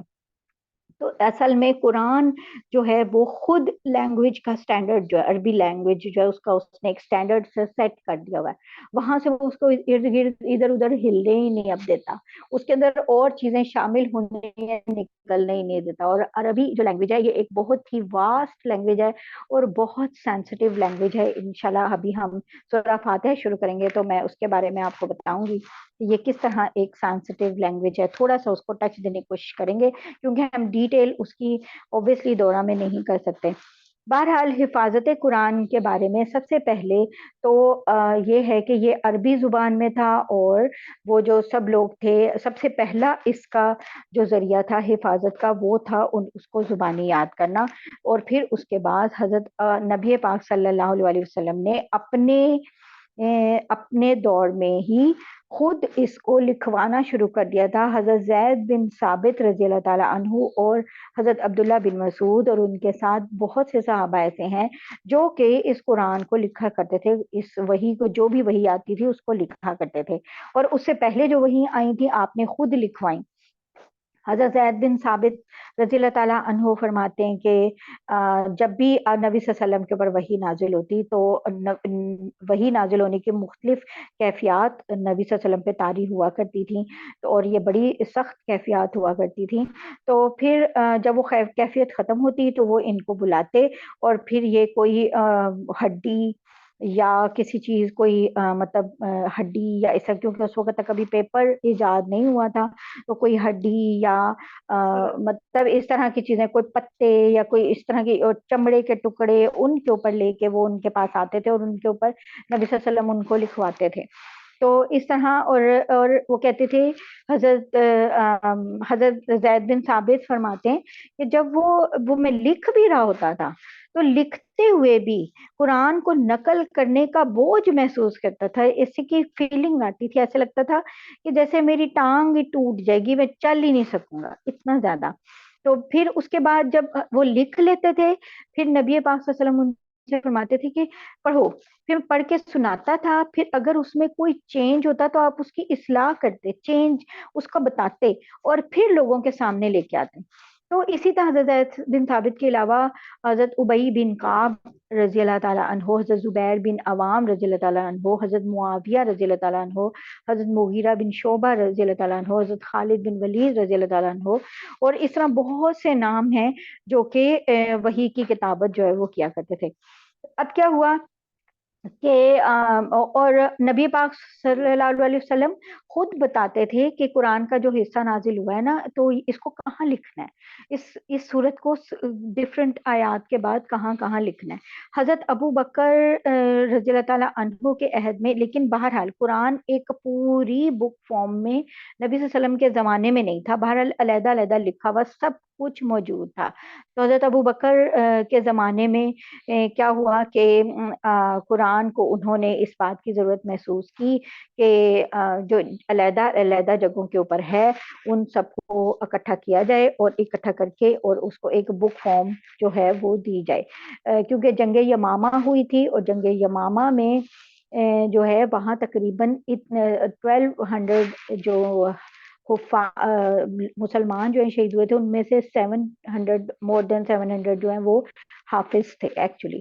تو حضرت عمر نے رضی اللہ تعالیٰ عنہ نے حضرت ابوبکر صدیق سے کہا کہ اگر اسی طرح حافظ جو ہیں وہ شہید ہوتے رہے تو کہیں قرآن کا کوئی حصہ جو ہے وہ رہ نہ جائے، تو اس لیے قرآن کو جمع کرنے کا کام شروع کریں۔ اور پھر حضرت ابوبکر صدیق رضی اللہ تعالیٰ عنہ نے یہ کام شروع کیا۔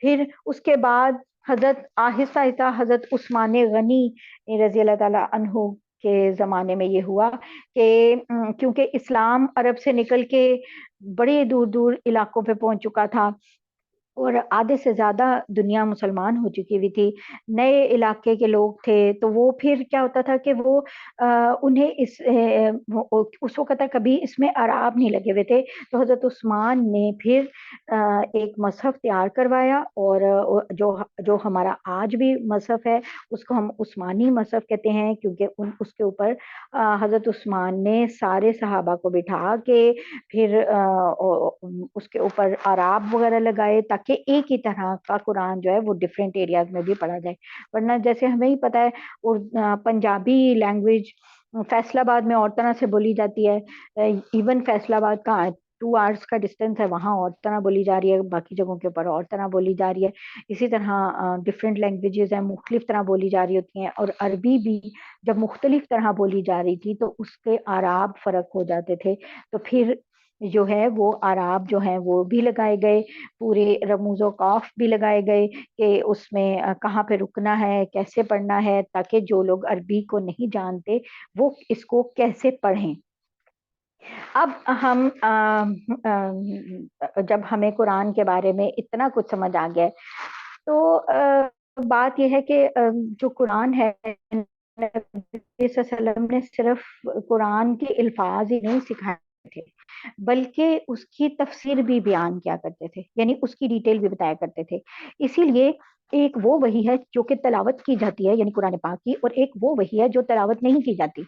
जैसे हमें तलावत तो किया जाता है कि नमाज पढ़ो और ज़कात दो, लेकिन ये तलावत नहीं किया जाता कि नमाज में को कैसे पढ़ना है, और नमाज रुकू में कैसे जाना है, सजदे में कैसे जाना है, उसकी हैयत क्या होनी चाहिए, उस वक्त किस तरह की बॉडी कहाँ होनी चाहिए, उसका बाजू किधर होने चाहिए, हाथ किधर होने चाहिए, ये चीजें हमारी जो कुरान करीम के अंदर मौजूद है, लेकिन वो हमें हदीस अहादीस के थ्रू मौजूद है। और वो सब कुछ क्या था, नबी पाक सल्लल्लाहु अलैहि वसल्लम को वो भी वही ही थी, और हजरत जिब्राइल अलैहिस्सलाम उनको स्पेशली ये सब चीजें सिखाते थे। तो इस तरह यानी कि जो तफसीर है, जो तफसीर का इल्म है, ये क्या है, ये भी नबी पाक सल्लल्लाहु अलैहि वसल्लम के दौर से ही है, क्योंकि वो हर आयत की, हर लफ्ज की, हर चीज की तफसीर क्या करते थे। अच्छा, जो लोग अरबी को जानते हैं, अरबी को समझते हैं, वो कुरान को बहुत अच्छी तरह समझ सकते हैं। एटलीस्ट हमें इतनी अरबी जरूर आनी चाहिए बीइंग अ मुस्लिम कि हम कुरान को अच्छी तरह पढ़ सकें, क्योंकि या कुछ ना कुछ समझ सकें, एटलीस्ट कुछ ना कुछ। क्यों? इसलिए कि आप देखें, इलामा इकबाल का कोई शेर है, तो इलामा इकबाल का शेर अगर हम, जो उर्दू में है, अगर हम उसकी ट्रांसलेशन करें, तो क्या उसका वो खूबसूरती रह जाएगी? वो खूबसूरती, जो खूबसूरती यानी किस तरह की खूबसूरती है, जो कि मतलब जो उर्दू में आप फील करते हो, वो खूबसूरती हमें उसमें नहीं मिलती। इसी तरह ना सिर्फ ये इलामा इकबाल को देख लें, आप किसी भी लैंग्वेज के किसी पोइट को देखें, किसी को भी देखें, तो आप हमेशा, आप कभी भी उसको, जब भी आप उसको ट्रांसलेट करेंगे, तो आप वो बात नहीं बता सकते। जैसे कि हम कहते हैं कि नूर, नूर एक वर्ड है अरेबिक का। हम अरेबिक की जितनी भी ट्रांसलेशन करने की कोशिश करें, ऑब्वियसली हम यहाँ उसका दौरा करेंगे, उसकी ट्रांसलेशन भी साथ करेंगे, मैं आपको ट्रांसलेशन भी साथ बताऊंगी इंशाल्लाह ताला, और थोड़ी सी तफसीर भी मुख्तसर, जहाँ पे उसकी थोड़ी ज़्यादा ज़रूरत होगी वहाँ इंशाल्लाह। तो लेकिन बात यह है कि हम फिर भी अरबी जुबान सीखना, इतना सीखना कि कुरान हमें समझ आए, एटलीस्ट ये हम पे फर्ज है, फर्ज। ये नहीं है कि ये कोई क्यों, अदरवाइज हम जब कुरान को समझेंगे नहीं, तो हमें कैसे पता चलेगा कि अल्लाह ताला ने हमें किस मामले में क्या हुक्म दिया है। फिर तो हम सिर्फ कुरान को पढ़ के और पढ़ने वाला सवाब जो बस वो ले रहे हैं।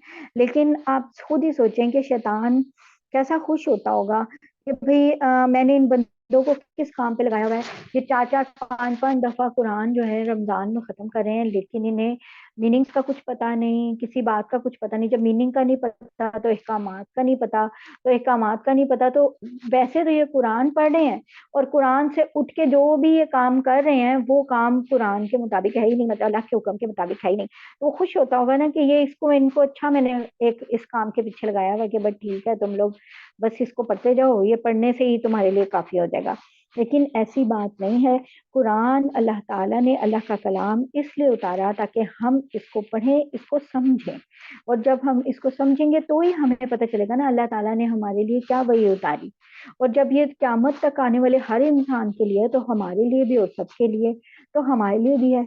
मतलब इंडिविजुअली हर पर्सन के लिए अगर हम सोचें, तो हर पर्सन इतना इम्पोर्टेंट है हम में से कि हर एक के लिए अल्लाह ताला ने ये वही उतारी है।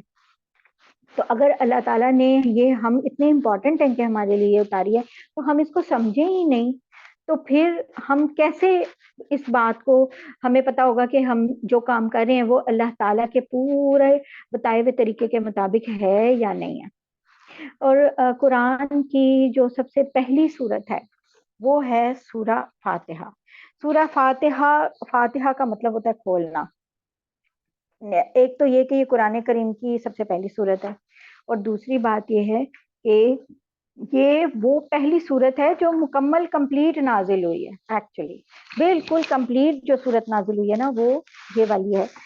اس سے پہلے مختلف صورتوں کے مختلف چھوٹے چھوٹے پارٹ، مختلف تھوڑی تھوڑی آیات نازل ہوتی رہی ہیں، لیکن وہ جو تھیں وہ کوئی مطلب کوئی کمپلیٹ صورت نہیں تھی. قرآن کی سب سے پہلی جو کمپلیٹ صورت ہے وہ یہ سورہ فاتحہ ہے.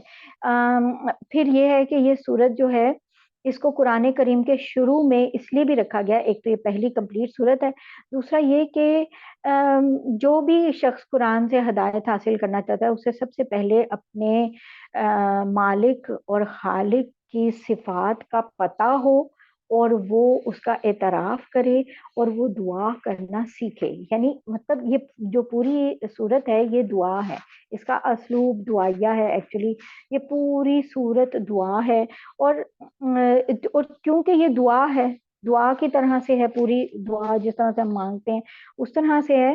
تو اس میں اب اصل بات اس میں یہ بتائی جا رہی ہے کہ ہمیں دعا کیا مانگنی چاہیے، اور ہمارے لیے سب سے امپورٹنٹ دعا ہے کیا جو ہمیں مانگنی ہے. عربوں کا یہ مزاج ہوتا تھا کہ جس چیز سے ان کو محبت ہوتی تھی نا اس کے بہت سے نام رکھتے تھے. تو اس سورہ کے انہوں نے بہت سے نام رکھے ہوئے ہیں: الکافیہ، الشافیہ، ام القرآن، الکافیہ، الشافیہ، ام القرآن، اور ام الاساس، سبع مسانی. سبع مسانی تو قرآن کے اندر خود آیا ہے اس کا نام.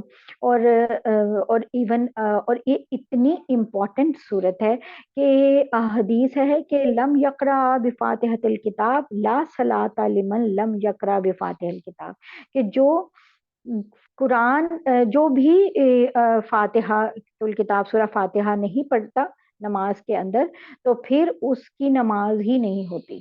ٹھیک ہے، تو اس لیے دیکھیں یہ کتنی امپورٹنٹ ہے کہ ہماری نماز کا اللہ تعالیٰ نے اس کو حصہ بنا دیا، اور پھر یہ بھی کہا کہ یہ نماز اس کے بغیر ہے ہی نہیں. ٹھیک ہے نا، اتنی امپورٹنٹ یہ صورت ہے. اور ہمیں ہمارے سب سے پہلی اور سب سے امپورٹنٹ ہماری عبادت کون سی ہے جو ہم پھر بھی اس دن میں کر لیتے ہیں اور 5 دفعہ ہمیں کرنی ہوتی ہے، اور وہ نماز ہے. اور الحمدللہ ہم میں سے بہت سے لوگ جو ہیں وہ اس کے اوپر مطلب اس عبادت کو کرتے بھی ہیں. تو اب ہوتا کیا ہے کہ یہ جو سورہ فاتحہ اللہ تعالیٰ نے ہمیں دی ہے، اس سورہ فاتحہ کے 3 حصے ہیں. اللہ تعالیٰ نے اس میں اگر ہم دیکھیں اس کو تو اس میں 3 حصے ہیں. پہلی جو 3 آیات ہیں اس میں اللہ تعالیٰ کی حمد و ثنا ہے، اور آخری 3 آیات میں اللہ سے دعا ہے، اور جو درمیان کی چوتھی آیت ہے وہ ایک ترازو کی طرح اس نے اس کو ایک بیلنس کیا ہوا ہے. اور ہم اس کی ڈیٹیل جو ہے وہ ابھی دیکھیں گے ایون ورڈ ٹو ورڈ کہ اس کا کیا مطلب جو ہے وہ بن رہا ہے. یہ جو سورہ فاتحہ ہے بچوں، اس سورہ فاتحہ میں ہم اس سورہ فاتحہ کو شروع کرتے ہیں جو ہماری سب سے پہلی سورہ ہے. تو یہ جو سورہ فاتحہ ہے نا اس کی نہ صرف یہ کہ یہ اس کے بہت سارے نام ہیں، بلکہ اس کی امپورٹنس میں ایک بڑی امپورٹنٹ بات جو ہے وہ یہ ہے کہ یہ اسپیشلی اللہ تعالیٰ نے فرمایا. حضرت ابو امامہ رضی اللہ تعالیٰ عنہ سے روایت ہے، نبی پاک صلی اللہ علیہ وسلم نے ارشاد فرمایا تھا کہ 4 چیزیں جو اسپیشلی اس خزانے سے اللہ تعالیٰ نے نبی صلی اللہ علیہ وسلم کو دی ہیں جو عرش کے نیچے ہے، ان 4 میں ام الکتاب یعنی سورہ فاتحہ، آیت الکرسی، سورہ بقرہ کی آخری آیات، اور چوتھی چیز سورہ کوثر. یہ 4 چیزیں جو ہیں نا وہ دی گئی تھی نبی پاک صلی اللہ علیہ وسلم کو. کہا جاتا ہے کہ حضرت جبرائیل علیہ السلام نبی پاک صلی اللہ علیہ وسلم کی خدمت میں بیٹھے ہوئے تھے. تو یہ صحیح مسلم کی حدیث ہے ایکچولی، کہ آسمان کی طرف سے ایک آواز آئی تو حضرت جبرائیل علیہ السلام نے آسمان کی طرف نظر اٹھائی اور کہا کہ یہ آسمان کا ایک ایسا دروازہ کھولا گیا ہے جو اس سے پہلے کبھی بھی نہیں کھولا گیا تھا، اور اس دروازے سے ایک فرشتہ نازل ہوا، اور حضرت جبرائیل نے عرض کیا کہ یہ ایک فرشتہ ہے جو آج سے پہلے کبھی زمین پہ نہیں آیا، اور اس فرشتے نے نبی صلی اللہ علیہ وسلم کو سلام کیا اور آپ کو ایک خوشخبری دی، خوشخبری، اور آپ کو کہا کہ خوشخبری سن لیجئے کہ دو نور آپ صلی اللہ علیہ وسلم کو ایسے ملے ہیں جو آپ سے پہلے کسی نبی کو نہیں ملے تھے. ان میں سے ایک فاتحۃ الکتاب ہے اور دوسری سورہ بقرہ کی آخری 2 آیات ہیں. ٹھیک ہے، تو اس کا مطلب کیا ہوا؟ اور یہ بھی کہ ان دونوں میں سے جو بھی تلاوت کریں گے، یعنی کہ فاتحۃ الکتاب اور سورہ بقرہ کے آخری 2 آیات، تو اللہ تعالیٰ ضرور سوال پورا کریں گے. جو بھی اس سے کرے سورہ فاتحہ کے بعد دعا کریں گے، وہ دعا جو ہے وہ قبول ہوگی. دعا قبول کرنے والی، کروانے والی صورت ہے یہ والی. ٹھیک ہے، تو یہ اتنی امپورٹنٹ جو ہے نا یہ صورت ہے. تو ہم اس کو شروع کرتے ہیں. تو اعوذ باللہ من الشیطان الرجیم، بسم اللہ الرحمن الرحیم. سب سے پہلے اعوذ باللہ من الشیطان الرجیم تو تعوذ ہے. جب بھی قرآن مجید کی تلاوت شروع کی جاتی ہے تو اس سے پہلے یہ تعوذ پڑھا جاتا ہے. اور سورہ نحل میں اللہ تعالیٰ نے اسپیشلی یہ بات فرمائی ہے، فَإِذَا قَرَأْتَ الْقُرْآنَ فَاسْتَعِذْ بِاللَّهِ مِنَ الشَّيْطَانِ الرَّجِيمِ. تو جب تم قرآن پڑھنا شروع کرو تو اللہ کی پناہ شیطان مردود سے مانگ لو، اور اس کے بعد جو ہے وہ بسم اللہ پڑھی جاتی ہے. اب کیوں پڑھی جاتی ہے؟ بالکل ایک شارٹ ہم اس پہ بات کریں گے کہ اللہ کی پناہ مانگی جا رہی ہے شیطان الرجیم سے، شیطان مردود سے. کیوں؟ کیونکہ شیطان ہمارا سب سے بڑا دشمن ہے، سب سے بڑا دشمن، اور وہ بھی ایسا جو ہمیں نظر ہی نہیں آتا، اور ایسا کہ جس کی اتنی پاورز ہیں، اللہ تعالیٰ نے اسے وہ پاورز دی ہیں جو کہ ہم یعنی کہ ان پاورز کا ایون اندازہ بھی نہیں کر سکتے، جو ہمارے خیالات کو بدلنے کی صلاحیت رکھ رہا ہوتا ہے، جو ہمارے اندر وسوسے ڈالتا ہے. تو اتنا بڑا وہ ہمارا دشمن ہے، اور اتنا بڑا دشمن ہے کہ اللہ تعالیٰ نے ہمیں سکھایا کہ اللہ کے علاوہ کسی کی پناہ اس سے نہیں لی جا سکتی. کوئی چیز اس کے آگے کارآمد نہیں ہو سکتی سوائے اس کے کہ اللہ کی پناہ ہو. تو قرآن کی تلاوت سے پہلے بھی ہم شیطان مردود سے پہلے اللہ کی پناہ لیتے ہیں. اس کے بعد ہے بسم اللہ الرحمن الرحیم. تو بسم اللہ الرحمن الرحیم کیا ہے کہ یعنی شروع اللہ کے نام سے جو کہ رحمان اور رحیم ہے. اب کیا ہوتا ہے کہ جب ہم کسی مکان میں رہنے کا، کسی جگہ رہنے کا ارادہ کرتے ہیں تو اس کو ہم تکلیف دینے والی چیزوں سے صاف ستھرا کرتے ہیں، پھر اس کو سجاتے ہیں، رنگوں کو رنگ کرتے ہیں، پینٹ کرتے ہیں اس کو، اس میں اس طرح سے تو اس کو سجاتے ہیں جب ہم وہاں رہنا ہوتا ہے. تو تکلیف دینے والی چیزوں سے صاف ستھرا کرنا کیا ہے؟ اعوذ باللہ من الشیطان الرجیم. پھر سجانا کیا ہے؟ بسم اللہ الرحمن الرحیم. ٹھیک ہے، اللہ کا نام لے کے ہم اپنے دل کو سجا رہے ہیں. اور نماز میں جو سب سے پہلی سورت پڑھی جاتی ہے اور ضرور پڑھی جاتی ہے، آپ کو پتہ ہے سورہ فاتحہ ہے. تو سورہ فاتحہ شروع کرنے سے کیا ہوتا ہے؟ دل کو شیطانی وسوسوں سے ہم نے صاف کیا اور اللہ کے نام سے دل کو سجایا، اور اب ہم نے نماز شروع کی. تو پھر کیا ہوگا کہ پھر یعنی ان چیزوں سے ہم نے اپنے ذہن کو خالی کر لیا جس میں شیطان لگائے رکھتا ہے، جو اللہ کی یاد سے ہمیں غافل کرتی ہیں. تو اسی طرح ہر قرآن کی ہر سورہ سے پہلے جو ہے بسم اللہ الرحمن الرحیم پڑھی جاتی ہے، سوائے سورہ انفال کے ختم کرتی ہے سورہ انفال، سورہ برات، سورہ توبہ. تو اس سے پہلے جو ہے نا وہ بسم اللہ نہیں ہے، سورہ برات یا سورہ توبہ جس کو کہا جاتا ہے. تو اور اس لیے وہ باقی سب جگہ کے اوپر جو ہے وہ بسم اللہ جو ہے پڑھی جاتی ہے. الحمد للہ رب العالمین. الحمد للہ، تمام تعریفیں اللہ تعالیٰ کے لیے. قرآن پاک کا ایک ایک ورڈ اپنی جگہ کے اوپر اتنا صحیح فٹ ہے. جب آپ قرآنک عربی کو سمجھنے لگتے ہیں تو آپ کو اس وقت یہ بات سمجھ آتی ہے. اس سے پہلے یہ بات انسان کو سمجھ آ ہی نہیں سکتی اگر وہ عربی کو سمجھنے والا نہ ہو. اور آپ کو فیل ہوگا، آپ کو پتہ چلے گا کہ جب آپ پڑھیں گے کہ ایک ایک ورڈ کیسے اپنی جگہ کے اوپر ہے، اس کو ادھر سے ادھر بھی نہیں کر سکتے. اب کیا ہے अल्हम्दुलिल्लाहि रब्बिल आलमीन, अल्हम्दुलिल्लाहि। हम सिर्फ एक इस वर्ड की थोड़ी सी बात करें ताकि आपको ये आइडिया हो जाए कि ये क्या वर्ड है। तो ये है, तमाम तारीफें अल्लाह ताला के लिए हैं। लेकिन आप एक बात बताएं, अल्हम्दुलिल्लाह हम कहते किस काम के लिए हैं?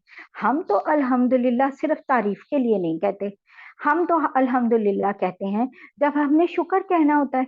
शुक्र अल्हम्दुलिल्लाह, हमने जब किसी बात का शुक्र करना होता है, जब फर्ज करें कि किसी का कोई बच्चा जो है वो फोन नहीं उठा रहा, वो मदर उसको फोन कर रही है मॉम, और वो बच्चा फोन नहीं उठा रहा, तो वो उसको वसवसे लगे होते हैं, इतनी देर हो गई अभी तक नहीं आया, फोन कर रही हूँ फोन नहीं उठा रहा। फिर जब वो फोन उठा लेता है और बताता है कि सॉरी मैं क्लास में था या कुछ भी वो कहता है, तो आप देखें कि सबसे पहले उसके दिल से, माँ के दिल से क्या निकलता है? अल्हम्दुलिल्लाह, यानी अल्लाह तेरा शुक्र है। ठीक है। इसी तरह जब हमने जब खाना खा लेते हैं, हम रिस्क जो भी हमारे सामने अल्लाह ताला भेजते हैं, उसके बाद भी हम क्या कहते हैं? अल्हम्दुलिल्लाह। इसी तरह और भी जगहों के ऊपर हमने कितनी दफा अल्लाह ताला का शुक्र अदा करते हैं। तो अल्हम्दुलिल्लाह ऐसा वर्ड है जिसमें दो माना है, यानी सारी तारीफें भी अल्लाह के लिए हैं और सारे शुक्र भी अल्लाह ताला के लिए हैं। तो हम अगर सिर्फ हम हमद का माना देखें, हमद, हमद का जो वर्ड है ये मदाह से निकला हुआ है। मदाह का मतलब होता है तारीफ, और सना भी एक चीज है। हम नमाज में सना पढ़ते हैं, शुरू सना से करते हैं। तो सना है मुबालगे में तारीफ, यानी बहुत ही ज्यादा तारीफ जब करते हैं तो हम सना करते हैं। तो अब यानी यहाँ पर अल्हम्दुलिल्लाह की बजाय सनाउल्लाह भी हो सकता था। तो सनाउल्लाह होता तो क्या मतलब होता? सनाउलिल्लाह, सनाउलिल्लाह कि अल्लाह ताला की सना, सारी तारीफें अल्लाह ताला की ही लिए मुबालगे के साथ। या मदहुलिल्लाह भी हो सकता था कि भाई सारी मदाह अल्लाह ताला के लिए। या फिर शुक्रुलिल्लाह भी हो सकता था कि सारे शुक्र अल्लाह ताला के लिए। मगर बात देखें पूरी नहीं होती। मदहुलिल्लाह और शुक्रुलिल्लाह दो अलग चीजें हैं। कैसे? शुक्र और तारीफ, देखें हम कोई भी शख्स हमें कोई चीज देता है, तो हम या हमें किसी जगह पे हेल्प करता है, तो हमारे दिल में शुक्र के जज्बात, उसके लिए शुक्रिया के, थैंक यू के एक पैदा होते हैं, और हम उसे थैंक यू बोलते हैं, और उसको हमारे दिल में होता है कि इसने हमारी उस मुश्किल वक्त में मदद की, उसे हम थैंक यू कहते हैं, शुक्र, उसका शुक्रिया अदा करते हैं। तो लेकिन जरूरी नहीं है कि हम उसका शुक्रिया अदा कर रहे हैं तो हम उसकी तारीफ भी कर रहे हो। इसी तरह आप किसी आपको कोई बिल्डिंग अच्छी लगती है, कोई ड्रेस अच्छा लगता है, कोई बच्चा प्यारा लग रहा है, आप उसकी तारीफ कर रहे होते हैं, लेकिन आप शुक्र तो नहीं कर रहे होते। तो शुक्र और तारीफ हालांकि दो बिल्कुल अलहदा चीजें हैं, पर अरेबिक जो जुबान है ये इतनी सेंसिटिव है, और इसकी सेंसिटिविटी हम इस तरह फील ही नहीं कर सकते, ये इतना लंबा टॉपिक है। तो अल्हम्दुलिल्लाह में ये दो माना जो है ना, शुक्र और तारीफ के इस वर्ड के अंदर जमा कर दिए गए हैं। क्यों? हम ये भी तो कह सकते थे, यहाँ पर ये भी तो बात आ सकती थी, मदहु लिल्लाहि व शुक्रू लिल्लाहि, यानी कि फिर भी बात तो यही होती कि सारी मदा भी अल्लाह ताला के लिए, सारा शुक्र भी अल्लाह ताला के लिए। लेकिन अरबी का एक कायदा है, खैरुल कलाम मा कल्ला वल्ला, यानी बेहतरीन कलाम वो है जिसमें कम से कम अल्फाज यूज हों, सबसे कम वर्ड्स हों। और ये वाला जो मधुलिल्लाह व शुक्रुलिल्लाह, ये इस बात पे पूरा नहीं, कायदा पे पूरा नहीं उतरता। और अरबी जो है ना, ये एक बहुत ही सेंसिटिव जुबान है, और इसमें जो है ना, वाव की वजह से, वाव ये जो वर्ड, ये जो सेंटेंस है ना, अगर हम इसको ग्रामेटिकली देखें तो वाव की वजह से एक्चुअली एक और चेंज आ जाता है, कि शायद इससे पता चलता है कुछ चीजों की तारीफ अल्लाह ताला के लिए और कुछ चीजों का शुक्र। अरबी जुबान जब हम समझते हैं तो हमें समझ आती है इस बात की। तो इसलिए कुरान को समझने के लिए अरबी जुबान को समझना बहुत ही जरूरी है। अच्छा, अल्हम्दुलिल्लाह का मतलब क्या? अल्हम्दुलिल्लाह के बाद ये ऐसा अजीब, ऐसा प्यारा, ऐसा वर्ड है कि, और ऐसा साइकोलॉजिकल इफेक्ट रखता है ये वर्ड, कि इंसान इस वर्ड के बाद, ये वर्ड बोलने के बाद इंसान शिकवा कर ही नहीं सकता। ये देखे ना, अब कितनी सारी इंसान को प्रॉब्लम्स लगी हुई हैं, اور پھر بھی وہ نماز میں سورہ فاتحہ پڑھ رہا ہے، الحمدللہ پڑھ رہا ہے۔ تو اب انسان کو اتنی پرابلم جو لگی ہوئی ہیں، اس کے باوجود بھی وہ الحمدللہ کہہ رہا ہے، لیکن اسے الحمدللہ کا میننگ کی سمجھ نہیں ہے، اور اس بات کی سمجھ نہیں ہے کہ وہ ساری تعریفیں اللہ کے لیے بات کر رہا ہے اور سارے شکر اللہ تعالیٰ کے لیے کہہ رہا ہے، لیکن کیونکہ اس کو اس بات کی سمجھ نہیں ہے، اس کو اس ترجمے کا پتہ نہیں ہے، اس کو ترجمے کا پتہ بھی ہو تو اس کی وہ فیل ہی نہیں ہے تو کہ وہ شکر کر رہا ہے۔ اور تو کیا ہوگا کہ جس وقت وہ اس سے پوچھیں گے تمہارا کیا حال ہے، پوچھا جاتا ہے الحمدللہ، بس آج کل جو ہے نا وہ تھوڑا کام ٹھیک نہیں چل رہا، بس تھوڑی طبیعت خراب ہے، ویسے الحمدللہ۔ مطلب اگر اسے پتا ہو کہ ساری تعریفیں اللہ تعالیٰ کے لیے، سارے شکر اللہ تعالیٰ کے ہیں، سارے شکر کرنے ہیں، مطلب ہر چیز ہر حالت میں شکر، اس کا مطلب ہو گیا، تو پھر اب وہ شکوہ کر سکتا ہے اگر اسے سمجھ ہو کہ الحمدللہ کا کیا مطلب ہے۔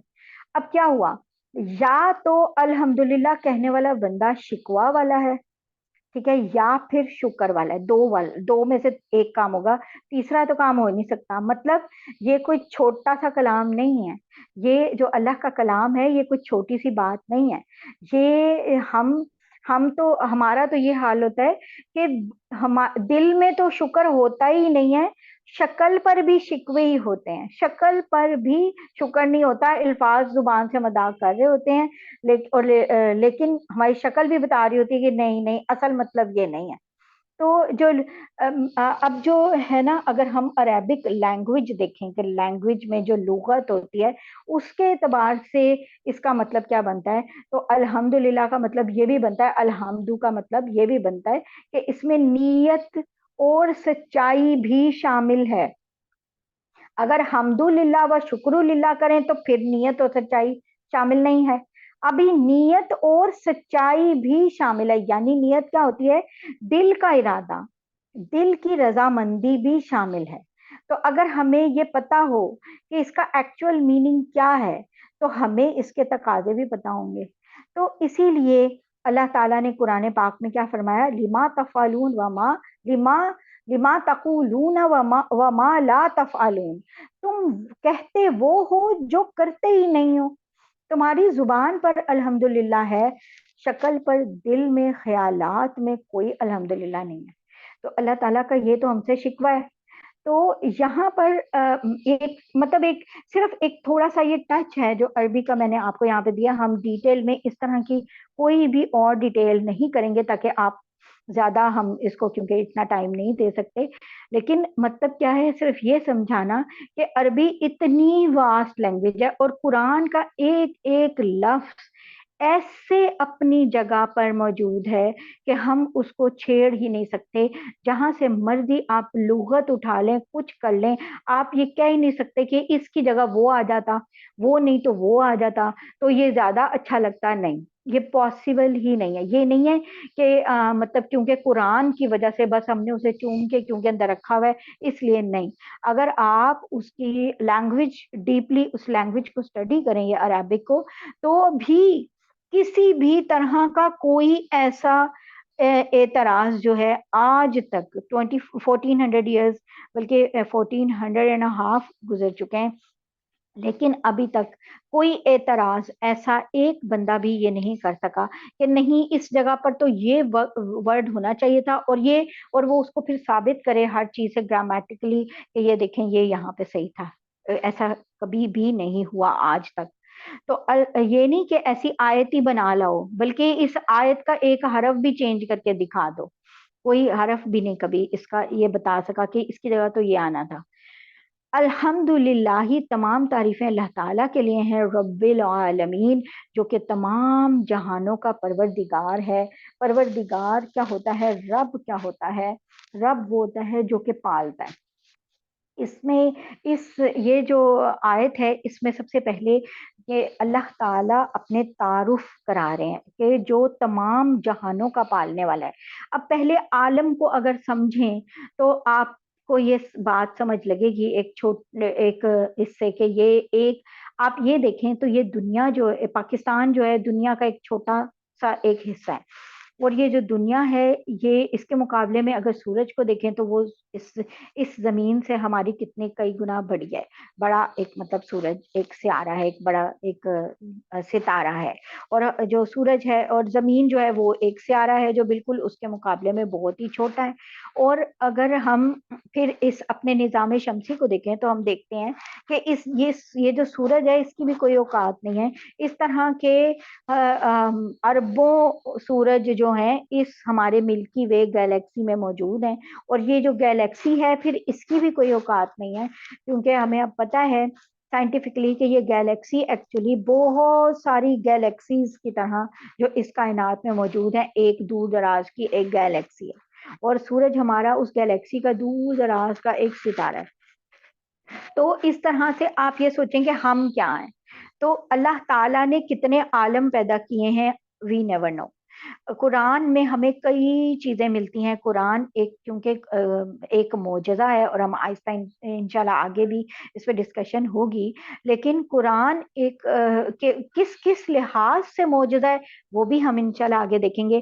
پر آپ یہ دیکھیں کہ ایک معجزہ تو اس کا یہ ہو گیا کہ اس کی لینگویج کا کہ ہر ورڈ اپنی جگہ پہ اوپر فٹ ہے. دوسری بات یہ کہ یہاں پر وہ معجزے کی بات ہی یہاں سے شروع ہو رہا ہے. معجزہ کا مطلب کیا ہوتا ہے؟ عاجز کر دینے والا. جو انسان کو چیز ہی عاجز کر دے، اب اس کی عقل بند ہو جائے، اسے سمجھ ہی نہ آئے رب العالمین. اب سب سے پہلے اگر انسان یہاں پہ ہی رک جائے تو وہ کھوجتا ہی رہے، اسے عالمین ہی اس کے پورے نہیں ہوں گے، عالم ہی پورے نہیں ہوں گے. اللہ تعالیٰ کہہ رہے ہیں تمام جہان. اب کون کون سے جہان ہمیں نہیں پتا. ایون انسان جب دنیا سے چلا جاتا ہے تو عالم برزخ بھی کچھ ہے.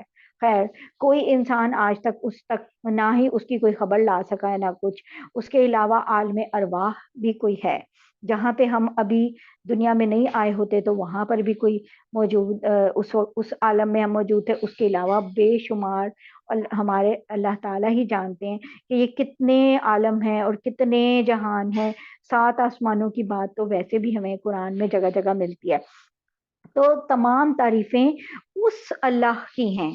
اللہ تعالیٰ اپنا انٹرو کرا رہے ہیں، انٹروڈکشن کرا رہے ہیں، تعارف کرا رہے ہیں. تمام تعریفیں اس اللہ تعالیٰ کی ہیں جو تمام جہانوں کا پروردگار ہے.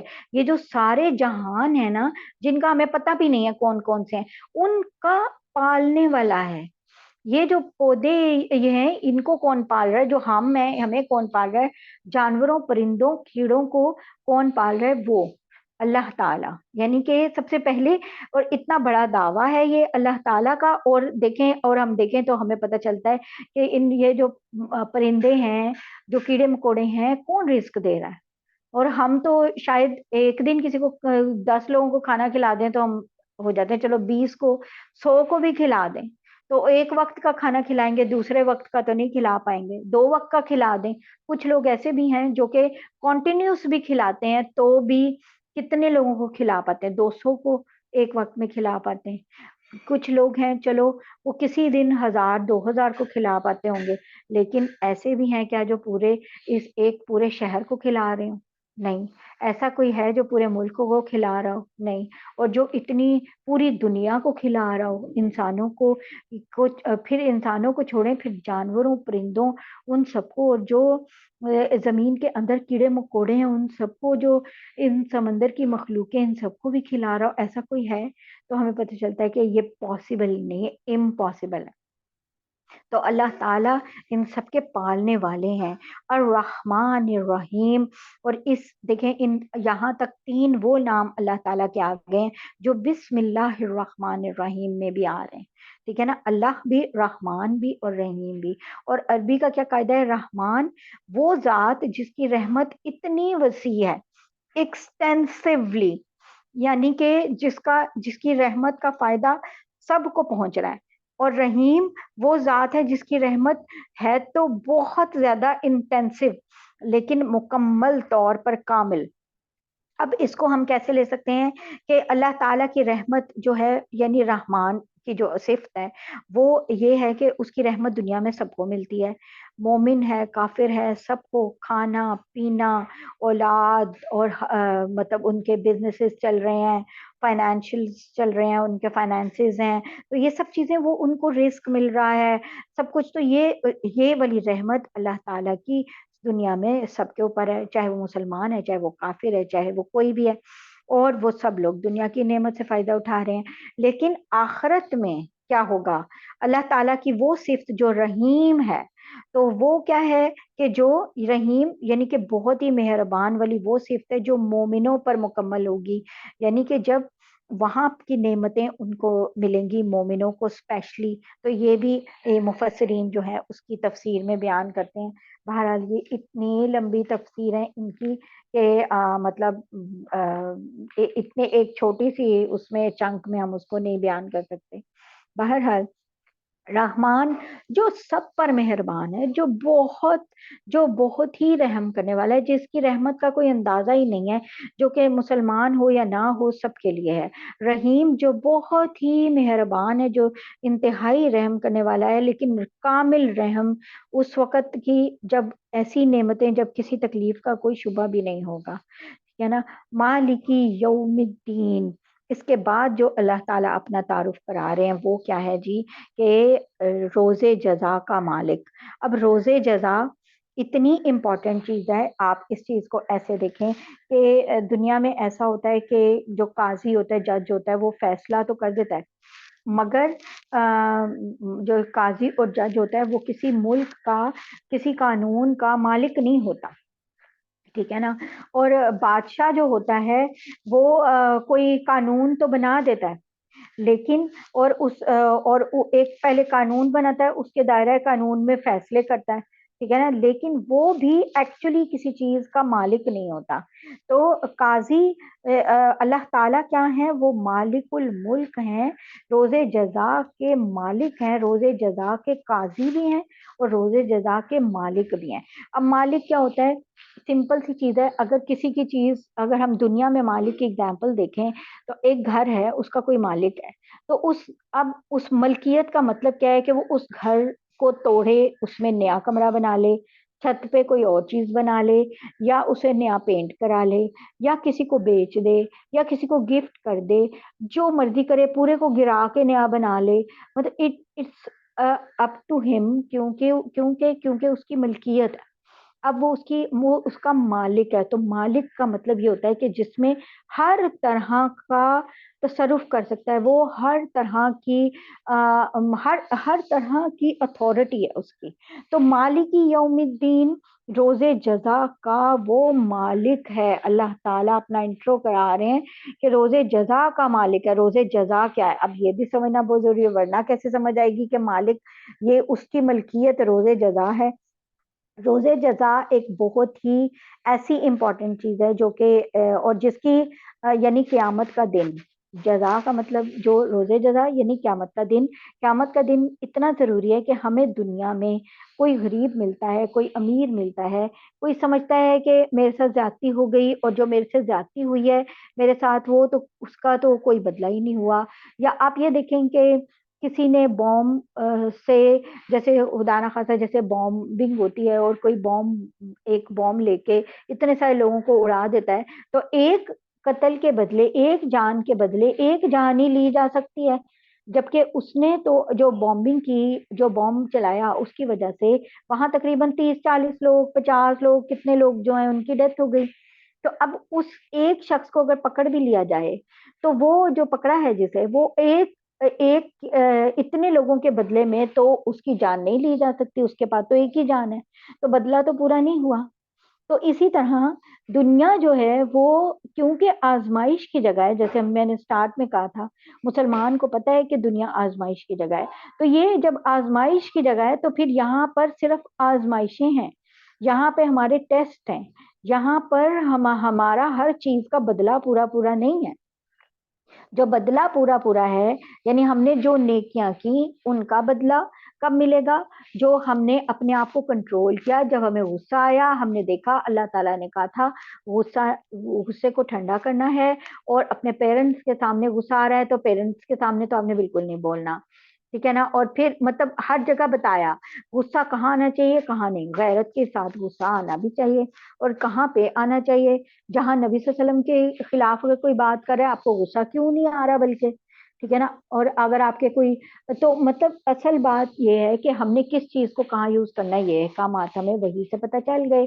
تو اب جو ہے کیونکہ مسلمان کو پتا ہے کہ وہ آزمائش کے لیے آیا ہے, تو اسے یہ بھی پتا ہے کہ ہر چیز کا بدلہ اسے پورا پورا یہاں پر نہیں مل سکتا.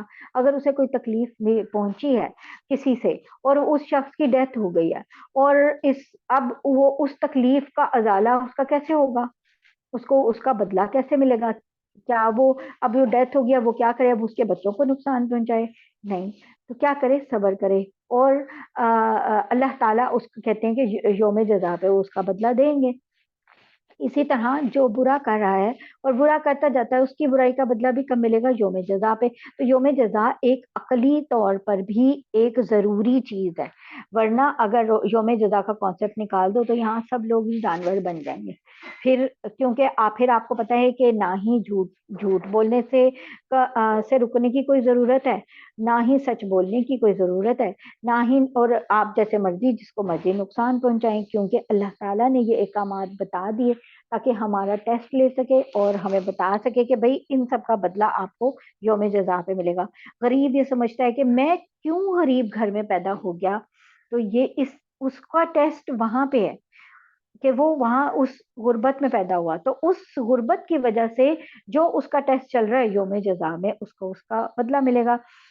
اب یہ 3 آیات جو تھیں یہ اللہ تعالیٰ کا انٹروڈکشن تھی. اس کے بعد اس سورہ میں آتا ہے ایاک نعبد و ایاک نستعین, اے اللہ تعالیٰ ہم آپ کی عبادت کرتے ہیں اور آپ سے ہی مدد مانگتے ہیں. یہ جو چوتھی والی بات ہے نا بچوں, یہ اتنی اہم ہے, اتنی امپورٹنٹ ہے کہ یہاں پر یہ والی بات پڑھ کے, یہ والی بات بول کے اگر ہمیں ایگزیکٹلی اس کا مطلب سمجھ آئے کہ ہم آپ کی ہی عبادت کرتے ہیں اور آپ سے ہی مدد مانگتے ہیں, اگر ہم یہ بات کہہ رہے ہیں, اللہ تعالیٰ کو ایک ایگریمنٹ کر رہے ہیں, اللہ تعالیٰ سے ایک عہد کر رہے ہیں, تو ایک طرح سے دل لرز جانے چاہیے اور کپ کپی طاری ہو جانی چاہیے یہ والی بات کرتے ہی کہ یا اللہ عبادت بھی آپ کی کر رہے ہیں, کوئی آپ کے علاوہ عبادت کے لائق نہیں ہے, اور مدد بھی آپ سے مانگ رہے ہیں.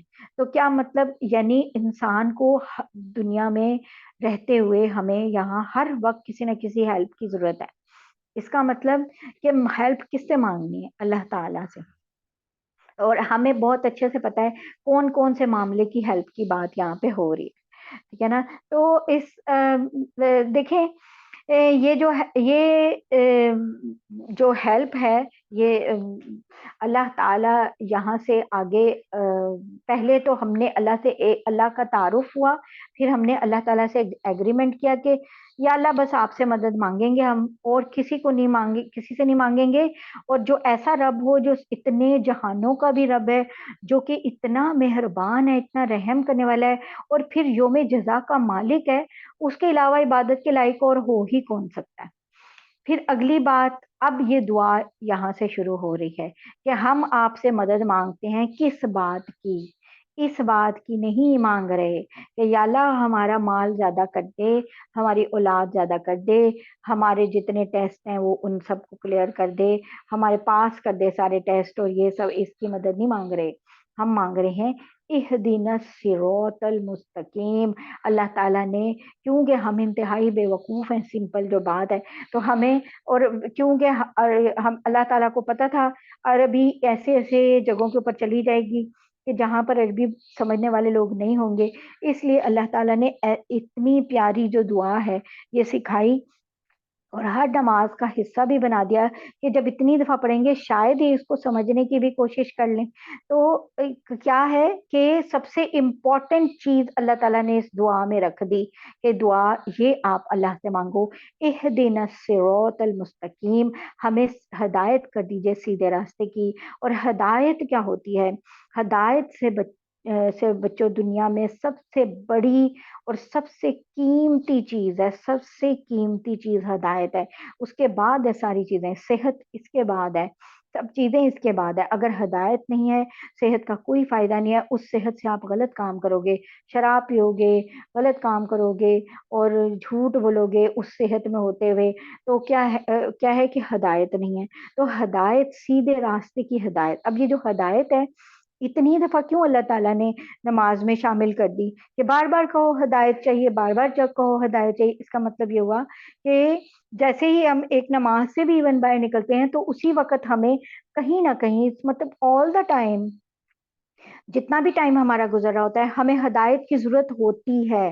ہمیں ڈھیروں ڈیسیژنز کرنے ہوتے ہیں جو کہ چھوٹے چھوٹے مننے مننے ڈیسیژنز ہوتے ہیں، پھر بھی ان کے اندر ہمیں ہدایت کی ضرورت ہوتی ہے۔ دوسرا، ہم مطلب آپ کھانا کھانے لگے ہیں، آپ کو ہدایت کی ضرورت ہے کہ آپ نے اس وقت کیا پڑھنا تھا، آپ کو پتا ہونا چاہیے آپ نے کیسے کھانا تھا، غلط چیز غلط نہیں کھانی، طیب کا دھیان رکھنا ہے، یہ سب چیز، یہ کیا ہے؟ یہ ہدایت ہے۔ اسی طرح ہر وقت ہدایت کی ہمیں ضرورت ہوتی ہے۔ ہم کتنے ڈیسیژنز کرتے ہیں اپنی لائف کے، چھوٹے چھوٹے چھوٹے چھوٹے، جن کا ہماری لائف کے اوپر بہت بڑا بڑا امپیکٹ آتا ہے۔ تو اور مطلب ایک چھوٹی سی بات آپ نے فون پر کسی سے کہی، اس کا ایسا امپیکٹ آتا ہے، وہ کہیں لڑائیاں ہو جاتی ہیں، کہیں کیا ہو جاتا ہے، اور اس کے بعد مطلب کئی گھروں میں لڑائیاں ہو جاتی ہیں اور کچھ ہو جاتا ہے، مطلب ہر وقت، آل دا ٹائم۔ ایسے ہی ہے جیسے کہ انسان کو پیاس لگتی ہے، پانی پیتا ہے وہ، اور اسے پیاس لگتی ہے اور تھوڑی دیر کے لیے پیاس سیٹسفائی ہو جاتی ہے، یا بھوک لگتی ہے تھوڑی دیر کے لیے بھوک سیٹسفائی ہو جاتی ہے جب وہ کچھ کھا لیتا ہے یا پی لیتا ہے، اور اس کے بعد میں تھوڑی دیر کے بعد اسے پھر سے پیاس لگتی ہے، یعنی اب اسے پانی پھر چاہیے، کھانے کے لیے پھر کچھ چاہیے۔ ہدایت بھی اسی طرح، سیدھے راستے کی ہدایت بھی چاہیے، ہر وقت چاہیے سیدھے راستے کی ہدایت۔ مطلب ہر وقت انسان کا 24 آورز ہی بھٹکنے کا بہت زیادہ اندیشہ ہے، اور اسی وجہ سے اللہ تعالیٰ نے یہاں پر سب سے امپورٹنٹ والی دعا رکھی کہ بھئی چلو شاید یہ اس کو تو سمجھنے کی کوشش کریں گے۔ صراط الذین، اب پھر اللہ تعالیٰ خود ہی سکھا رہے ہیں کہ یہ کون سی والے راستے کی بات ہو رہی ہے، یہ ان لوگوں کے راستے کی بات ہو رہی ہے۔ صراط الذین، ہدایت دے دیجئے سیدھے راستے کی۔ کون سا راستہ؟ وہ راستہ، ان لوگوں والا راستہ، انعمت علیہم، کہ جن پر آپ نے انعام کیا، یا اللہ وہ والا راستہ جن کے اوپر آپ نے انعام کیا تھا۔ اب یہاں پر کیا کیا؟ اس راستے کو اللہ تعالیٰ نے ڈیفائن کر دیا، بتا دیا کہ صراط مستقیم ہوتا کیا ہے۔ اچھا، کیونکہ جب ہم نے سیکھا، اچھا اہدینا الصراط المستقیم، سیدھے راستے کی ہدایت دیجیے، یہ سیدھا راستہ کیا ہوتا ہے؟ تو یہاں اللہ تعالیٰ نے بتایا سیدھا راستہ وہ ہوتا ہے، ان لوگوں کا راستہ ہوتا ہے جن پر اللہ تعالیٰ نے انعام فرمایا۔ اور آگے جو ہے یہ سورہ نساء کی ایک آیت جو ہے وہ بھی وہ آتی ہے جس میں یہ آتا ہے کہ جو شخص اللہ اور اس کے رسول کی فرما برداری کرے تو یہ جو سارے لوگ ہیں یہ ان کے ساتھ ہوں گے جن پہ اللہ تعالیٰ نے انعام فرمایا ہے۔ اور وہ انعام فرمانے والے لوگ کون سے ہیں؟ یعنی انبیاء، صدیقین، شہداء اور صالحین، اور یہ بہت اچھے رفیق ہیں، اور یہ ہم انشاءاللہ اس میں زیادہ اور ڈیٹیل سے اس میں پڑھیں گے۔ تو سیدھا راستہ کیا ہے؟ جن پہ آپ نے انعام کیا، اور انعام کیا ہے؟ نبوت انعام ہے، سچائی انعام ہے، جو شہید ہیں وہ، جو شہداء تھے وہ ان کا راستہ انعام ہے، اور صالحین جو ہے لوگ تھے ان کا راستہ انعام ہے۔ تو ان راستے پر، یعنی کہ وہ جو اللہ تعالیٰ نے ایک بہترین لوگ ڈیفائن کیے اور بتایا، یہ جو بہترین، اب مطلب ہم دعا کیا مانگ رہے ہیں؟ یا اللہ نبیوں کے راستے پر، یا اللہ نبیوں کا راستہ۔ تو دیکھیں یعنی کہ وہی نا کہ بیسٹ چیز مانگیں گے، اور ہم اگر ہمیں پتا بھی ہو کہ ہم کون سی چیز مانگ رہے ہیں تو پھر ہی ہمیں وہ فیل آئے گی نا، اچھا کون سا؟ نبیوں کا۔ تو نبیوں کا راستہ یہ ہے کہ پھر جیسے ہی اٹھو تو جھوٹ بول لو، اور جیسے ہی اٹھو تو سود لے لو، جیسے ہی اٹھو نماز سے تو اس کے بعد آپ اور کوئی اور چلاکیاں دکھانے شروع کر دو، سیاستیں چلاؤ، پولیٹکس کرو، کچھ بھی کرو یا کچھ اس طرح۔ یعنی کہ دیکھیں، اگر ہمیں اس بات کا احساس ہے کہ ہم نے تو نبیوں کا راستہ مانگا ہے ابھی اللہ تعالیٰ سے، تو ہم تو نبیوں کے راستے والے کام ہی نہیں کر رہے۔ اس کے بعد غیر المغضوب علیہم ولا الضالین، غیر مغضوب یعنی کہ علیہم وہ لوگ نہیں جن کے اوپر ان لوگوں کا راستہ نہیں جن پر آپ کا غضب نازل ہوا. اب غضب کس پر نازل ہوا؟ اس کے بارے میں مغضوب علیہم کے بارے میں آتا ہے کہ یہ یہودیوں کے بارے میں یہ بات اللہ تعالیٰ نے کی ہے، کیونکہ یہودیوں کی جو شرارتیں تھیں اور ان کا جو مکاریاں تھیں اور جو یہودیوں کی جس طرح کا ان کا بغض تھا، وہ سورہ بقرہ میں بھی اور دوسری صورتوں میں بھی اللہ تعالیٰ نے بیان کیا ہے. اور یہ جب سب ہمیں پتہ چلتا ہے تو ایک یہ سارے مفسرین کا یعنی یہ کہنا ہے کہ یہ فیصلہ ایک عقل والا شخص بھی یہ فیصلہ کرنے پہ مجبور ہو جاتا ہے کہ یہ لوگ جو کہ ارادتاً اپنی ایسی حرکتیں کیا کرتے تھے جن سے اللہ کے غصے کے زیادہ سے زیادہ یہ مستحق ہوتے چلے گئے. تو اللہ تعالیٰ یہاں کیا ہے، غیر المغضوبی علیہم، ایسے لوگوں کا نہیں، وہ راستہ نہیں جن پر آپ نے اللہ تعالیٰ غضب کیا، جن پہ آپ کو غصہ آیا تھا اللہ تعالیٰ، وہ والا راستہ نہیں. ولا ضالین، اور نہ ہی ان لوگوں کا راستہ جو کہ گمراہ ہو گئے تھے. اور گمراہ کون ہوئے ہیں؟ ان کے بارے میں کہا جاتا ہے کہ جو نصرانی ہیں یہ گمراہ ہو گئے. کیسے گمراہ ہو گئے؟ کیونکہ انہوں نے کیا کیا، انہوں نے غلو کر لیا، انہوں نے کیا کیا، اللہ تعالیٰ کو شریک بنا دیا، حضرت عیسیٰ علیہ السلام کو، اور ان کا بیٹا بنا دیا. جبکہ اللہ تعالیٰ بار بار بتاتے ہیں کہ وہ کون ہے. دیکھیں ابھی اللہ نے اپنا تعارف کرایا اور آگے بھی بار بار اللہ تعالیٰ اپنا تعارف کراتے ہیں اور بتاتے ہیں کہ بھئی اللہ تعالیٰ جیسا تو کوئی ہو ہی نہیں سکتا، اور وہ اسے کسی بیٹے یا کسی کی حاجت نہیں ہے. اور ہم سورہ اخلاص کو بھی جیسے بہت اچھے طرح سے جانتے ہیں، اس میں اللہ تعالیٰ نے یہی فرمایا کہ اللہ تعالیٰ تو اس بات سے پاک ہیں کہ ان کا کوئی بیٹا ہو یا اس طرح. تو اور بیٹا ہونا کیا ہوتا ہے؟ یہ تو ایک عیب ہے ایک طرح سے. ہم دیکھیں ہمارے لیے بیسٹ بات ہے کہ ہمارے ایک بیٹا ہو، لیکن بیٹا کیا دل کی خواہش ہے مگر ایک عیب ہے. عیب کس بات کا؟ کیونکہ ہم اس کے محتاج ہیں کہ ہم بیٹا ہوگا تو نسل چلے گی، ہم اس بات کے محتاج ہیں. تو جس چیز کا کوئی محتاج ہو جائے، اور اللہ تعالیٰ تو کسی کے محتاج ہی نہیں ہے، تو اس وجہ سے ان کا تو کوئی بیٹا ہو ہی نہیں سکتا. دوسری بات یہ کہ ہر شخص جو ہے وہ ایسی چیزوں کے بارے میں سوچ رہا ہوتا ہے، ایسی چیزوں کے بارے میں گمان کر رہا ہوتا ہے، اپنے خیال کر رہا ہوتا ہے جو کہ اس نے دیکھی ہوتی ہیں، بس ان چیزوں کے بارے میں کہ اسی طرح سے چل رہا ہوگا شاید. جیسے اگر انسان اپنے آپ کو دیکھتا ہے تو وہ سمجھتا ہے کہ اچھا نسل ایسے ہی بڑھتی ہوگی جیسے ہماری بڑھتی ہے. پھر اس نے جانوروں کو دیکھا تو اس نے دیکھا کہ اس میں بھی کچھ اس طریقے سے بڑھ رہی ہے. پھر کچھ اب پرندے دیکھیں تو فرق طریقے سے بڑھ رہی ہے، ان کے ایگز ہوتے ہیں. اسی طرح پھر ہم دیکھیں پودے تو وہ اور فرق طریقے سے ان کی نسل بڑھ رہی ہے. تو اور بھی ایسے ایسے جانور ہمیں ملتے ہیں، مچھلیاں ملتی ہیں، اور ایسے ایسے جانور ملتے ہیں، پرندے ملتے ہیں، عجیب و غریب سپیشیز ملتی ہیں، ایسی ایسی مخلوقات اللہ کی ملتی ہیں جن کے عجیب طرح سے یعنی ایک جیسے چونٹی دیکھیں تو ان کے، اور کیڑے مکوڑے دیکھیں تو ان کے نسل بڑھنے کے طریقے بالکل فرق ہیں. تو اس لیے ضروری ان نسل کا بڑھنا ویسے بھی ایک عیب ہے، نسل کا ہونا. تو یہ تو اور کیونکہ یہ ضرورت ہے، محتاج ہے انسان یا کوئی بھی جانور ہے اس کے لیے، اور اللہ تعالیٰ نے تو یہ ایک نظام چلانے کے لیے یہ سب کچھ بنایا ہے. تو اس کا مطلب اللہ تعالیٰ کو اس کے اوپر صادق سمجھنا یہ ایک بہت ہی بڑی غلطی ہے.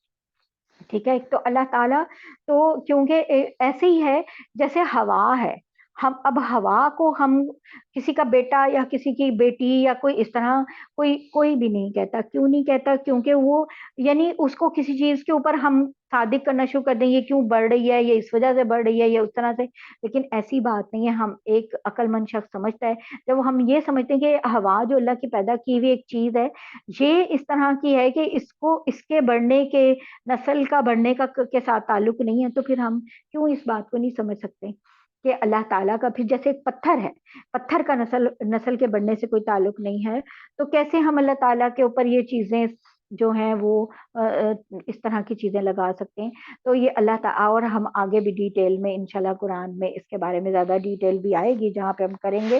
تو اصل بات کیا ہے کہ ایسے لوگ جو کہ، اور یہ لوگ تھے جو کہ گمراہ ہو گئے، تو یا اللہ، اے اللہ جن پہ آپ نے غضب کیا، غصہ کیا، ان لوگوں کا راستہ بھی نہیں، اور جن لوگوں کے اوپر جو گمراہ ہو گئے تھے، جو راستہ جنہوں نے گم کر دیا، یا اللہ ان لوگوں کا بھی نہیں۔ تو یہ وہ سب لوگ اس راستے پہ ہمیں نہ لے کے جانا، صرف وہ ان لوگوں کا راستہ انعمت علیہم، جن کے اوپر اللہ تعالیٰ آپ نے انعام کیا تھا۔ اب جو سورہ فاتحہ ہے، جو سورہ فاتحہ کا ایک نام ہے شافیہ، اور بہرحال یہ ہمیں بہت اچھے سے سمجھ ہونی چاہیے، کیونکہ اس کا مطلب کیا ہے؟ شفا دینے والی۔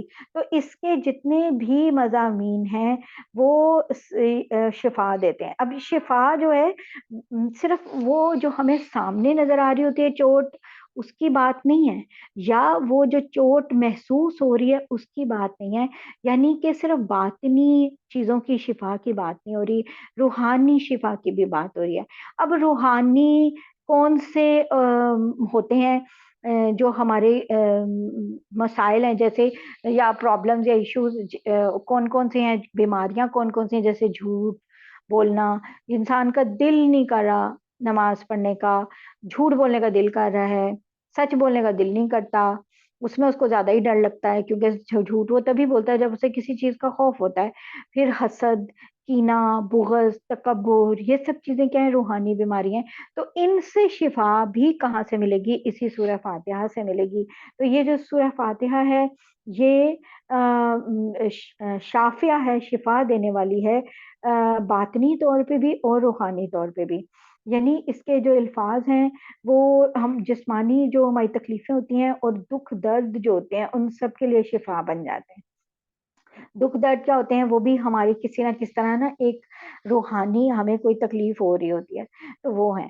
تو بہت سے صحابہ ہیں، حضرت سعید بن یزید رضی اللہ تعالیٰ عنہ فرماتے ہیں کہ حضرت صلی اللہ علیہ وسلم نے مرض سے نجات دلانے کے لیے سورہ فاتحہ پڑھ کے ان کے اوپر دم کیا تھا۔ حضرت ابو سعید خدری رضی اللہ تعالیٰ عنہ بھی فرماتے ہیں کہ فاتحۃ الکتاب جو ہے، یہ سورہ فاتحہ یہ اتنی زبردست صورت ہے کہ یہ زہر کے لیے بھی شفا ہے، اور جو صحابہ ہیں وہ زہر کا علاج بھی اس سے کیا جاتا تھا، بچھو کے زہر کا علاج بھی اس سورہ فاتحہ کا ہی دم کیا کرتے تھے۔ تو اسی طرح حضرت ملک بن عمیر جو ہیں، انہوں نے بھی یہ روایت کی ہے کہ نبی پاک صلی اللہ علیہ وسلم نے خود ارشاد فرمایا کہ فاتحۃ الکتاب ہر مرض کے لیے شفا ہے۔ ٹھیک ہے، تو اس چیز ایون جس کو وہ جو ہوتے ہیں جو مجنون یا جن کی عقل صحیح جگہ پہ ٹھکانے پہ نہیں ہوتی، یا مطلب جو عقل سے تھوڑے کم ہوتے ہیں، تو ان پہ بھی، ان کے بارے میں بھی کہتے ہیں کہ اگر ان کے اوپر مگر آپ کا یقین ہونا چاہیے، جس کو اس بات کا سمجھ ہوگی اس کو اوبویسلی اس کی یقین ہوگی، اس بات کا یقین بھی آ جائے گا جب آپ اس سورہ کو پڑھیں گے، اور اس کا ڈیٹیل، اس کا مطلب، اس کا میننگ آپ کو بہت اچھے سے پتا ہوگا، تو آپ کو ضرور اس بات کا یقین آ جائے گا کہ واقعی یہ سورہ شفا ہے۔ تو الحمدللہ ہماری سورہ فاتحہ کمپلیٹ ہو گئی ہے۔ نیکسٹ کل سے ہم سورہ جو سورہ بقرہ انشاءاللہ تعالی شروع کریں گے۔ تو دعا کر لیتے ہیں۔ اللہم صلی علی سیدنا محمد وعلی آل محمد وبارک وسلم۔ اللہم آئینی ذکرک و شکرک و حسن عبادتک، رب اغفر ورحم وانت خیر الراحمین۔ استغفر اللہ ربی من کل ذنب واتوب الیہ، استغفر اللہ ربی من کل ذنب واتوب الیہ۔ ربنا ہب لنا من ازواجنا و ذریاتنا قرۃ اعین واجعلنا للمتقین اماما۔ رب اغفرهما وارحمهما كما ربياني صغيرا۔ یا رب العزت ربنا تقبل منا انك انت السميع العليم وتب علينا انك انت التواب الرحیم۔ یا رب کریم، یا پاک پروردگار، یا رب العزت ربنا آتنا فی الدنیا حسنہ وفی الآخرۃ حسنہ وقنا عذاب النار۔ یا رب کریم، یا پاک پروردگار، یا رب العزت، اے کریم رب، اے رحیم رب، یا اللہ آپ نے ہمیں اس قرآن کے آگے بٹھایا، یا رب کریم آپ کا بہت بہت شکر ہے۔ الحمدللہ رب العالمین، الحمدللہ رب العالمین، الحمدللہ رب العالمین۔ یا اللہ آپ نے ہمیں اس ساری دنیا کے کاموں کو چھڑا کے اس قرآن کے آگے بٹھایا۔ یہ قرآن جو آپ کا معجزہ ہے یا اللہ، یا اللہ ہمارے دلوں کا سکون بنا دیجیے، یا اللہ اس کو سمجھنے کی توفیق عطا کر دیجیے، یا اللہ ہمارے نسلوں کے دلوں کا بھی سکون بنا دیجیے، یا اللہ ان کے دلوں میں بھی اس قرآن کو سیکھنے کی طلب پیدا کر دیجیے، یا رب کریم ہمارے دلوں میں بھی اس قرآن کو سیکھنے کی طلب پیدا کر دیجیے، یا پاک پروردگار یا رب العزت، یا اللہ یہ سب لوگ جو کہ اپنے کام چھوڑ کے بیٹھے ہیں، یا اللہ آپ جانتے ہیں کہ ان کو کتنے مسائل ہیں، کتنی مشکلیں ہیں، یا رب کریم اے پاک پروردگار اے رب العزت، یا اللہ آپ کے لیے کیا مشکل ہے، ان سب کی ساری مشکلیں آسان کر دیجیے، اے پاک پروردگار آپ کے لیے تو کچھ بھی مشکل نہیں ہے، یا اللہ غزہ میں کہاں کہاں مسلمانوں کے ساتھ کیا کیا کچھ ہو رہا ہے، صرف اس لیے کہ وہ مسلمان ہیں، یا رب کریم صرف اس لیے کہ وہ آپ کا نام لینے والے ہیں، یا اللہ صرف اس لیے ان سب کے ساتھ یہ سب کچھ ہو رہا ہے، یا رب کریم یا اللہ کس طرح سے مسلمان ہم لوگ شرمندہ ہیں، یا اللہ ہم کچھ بھی نہیں کر سکتے، ہمارے بس میں سوائے ان کے لیے دعا کرنے کے لیے کچھ بھی نہیں ہے، یا رب کریم آپ ہم سب کی دعاؤں کو قبول کر لیجئے، یا رب کریم ہماری کوئی توفیق عطا کر دیجئے کہ ہم کسی طرح ان کے جہاد کے لیے شامل ہو سکیں، یا رب کریم یا اللہ ہمارے روز دل دکھتے ہیں ان کے لیے، یا رب کریم لیکن ہم ان کے لیے کچھ بھی نہیں کر سکتے، یا رب کریم ہمیں ان لوگوں کی طرح نہ رکھیے گا جن پہ جب آپ نے عذاب دیا تو وہ جو کچھ بھی نہیں کرتے تھے ان کو بھی ساتھ ہی عذاب دے دیا، یا رب کریم ہمیں ان لوگوں میں شامل نہ کیجیے گا، یا اللہ ہم بہت مجبور ہیں، ہم کرنا چاہتے ہیں ہم کر ہی نہیں سکتے، یا رب کریم آپ تو ہمارے اندر سے حضرت عمر پیدا کر سکتے ہیں، پھر کوئی حضرت علی پیدا کر سکتے ہیں، کوئی خالد بن ولید پیدا کر سکتے ہیں، یا اللہ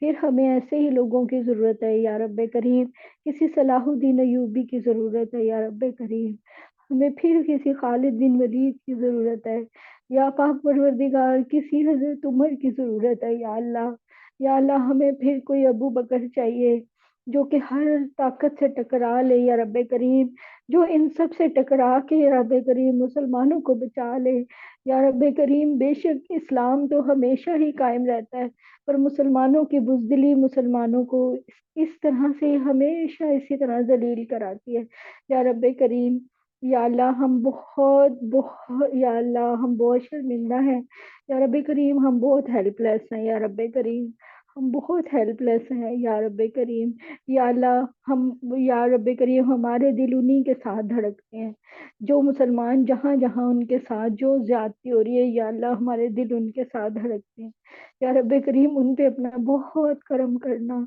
یا اللہ یہ سب لوگ بھی ہم سب لوگ بھی یا رب کریم بے شک ان کو دیکھ کے ہمیں احساس ہوتا ہے کہ آپ نے ہمیں کتنی نعمتوں میں رکھا ہے، کتنی کروڑوں نعمتوں میں رکھا ہے، ان سے کہیں زیادہ یہ سب کچھ ہمارے ساتھ بھی تو ہو سکتا تھا، یا اللہ یا رب العزت یا اللہ آپ کا لاکھ لاکھ شکر ہے، الحمدللہ رب العالمین، ساری تعریفیں آپ کے لیے ہیں، سارے شکر آپ کے لیے ہیں، الحمدللہ رب العالمین، سبحانك اللهم وبحمدك نشهد ان لا اله الا انت نستغفرك ونتوب اليك، سبحان ربك رب العزة عما يصفون وسلام على المرسلين والحمد لله رب العالمين، جزاک اللہ خیر، السلام علیکم رحمۃ اللہ وبرکاتہ۔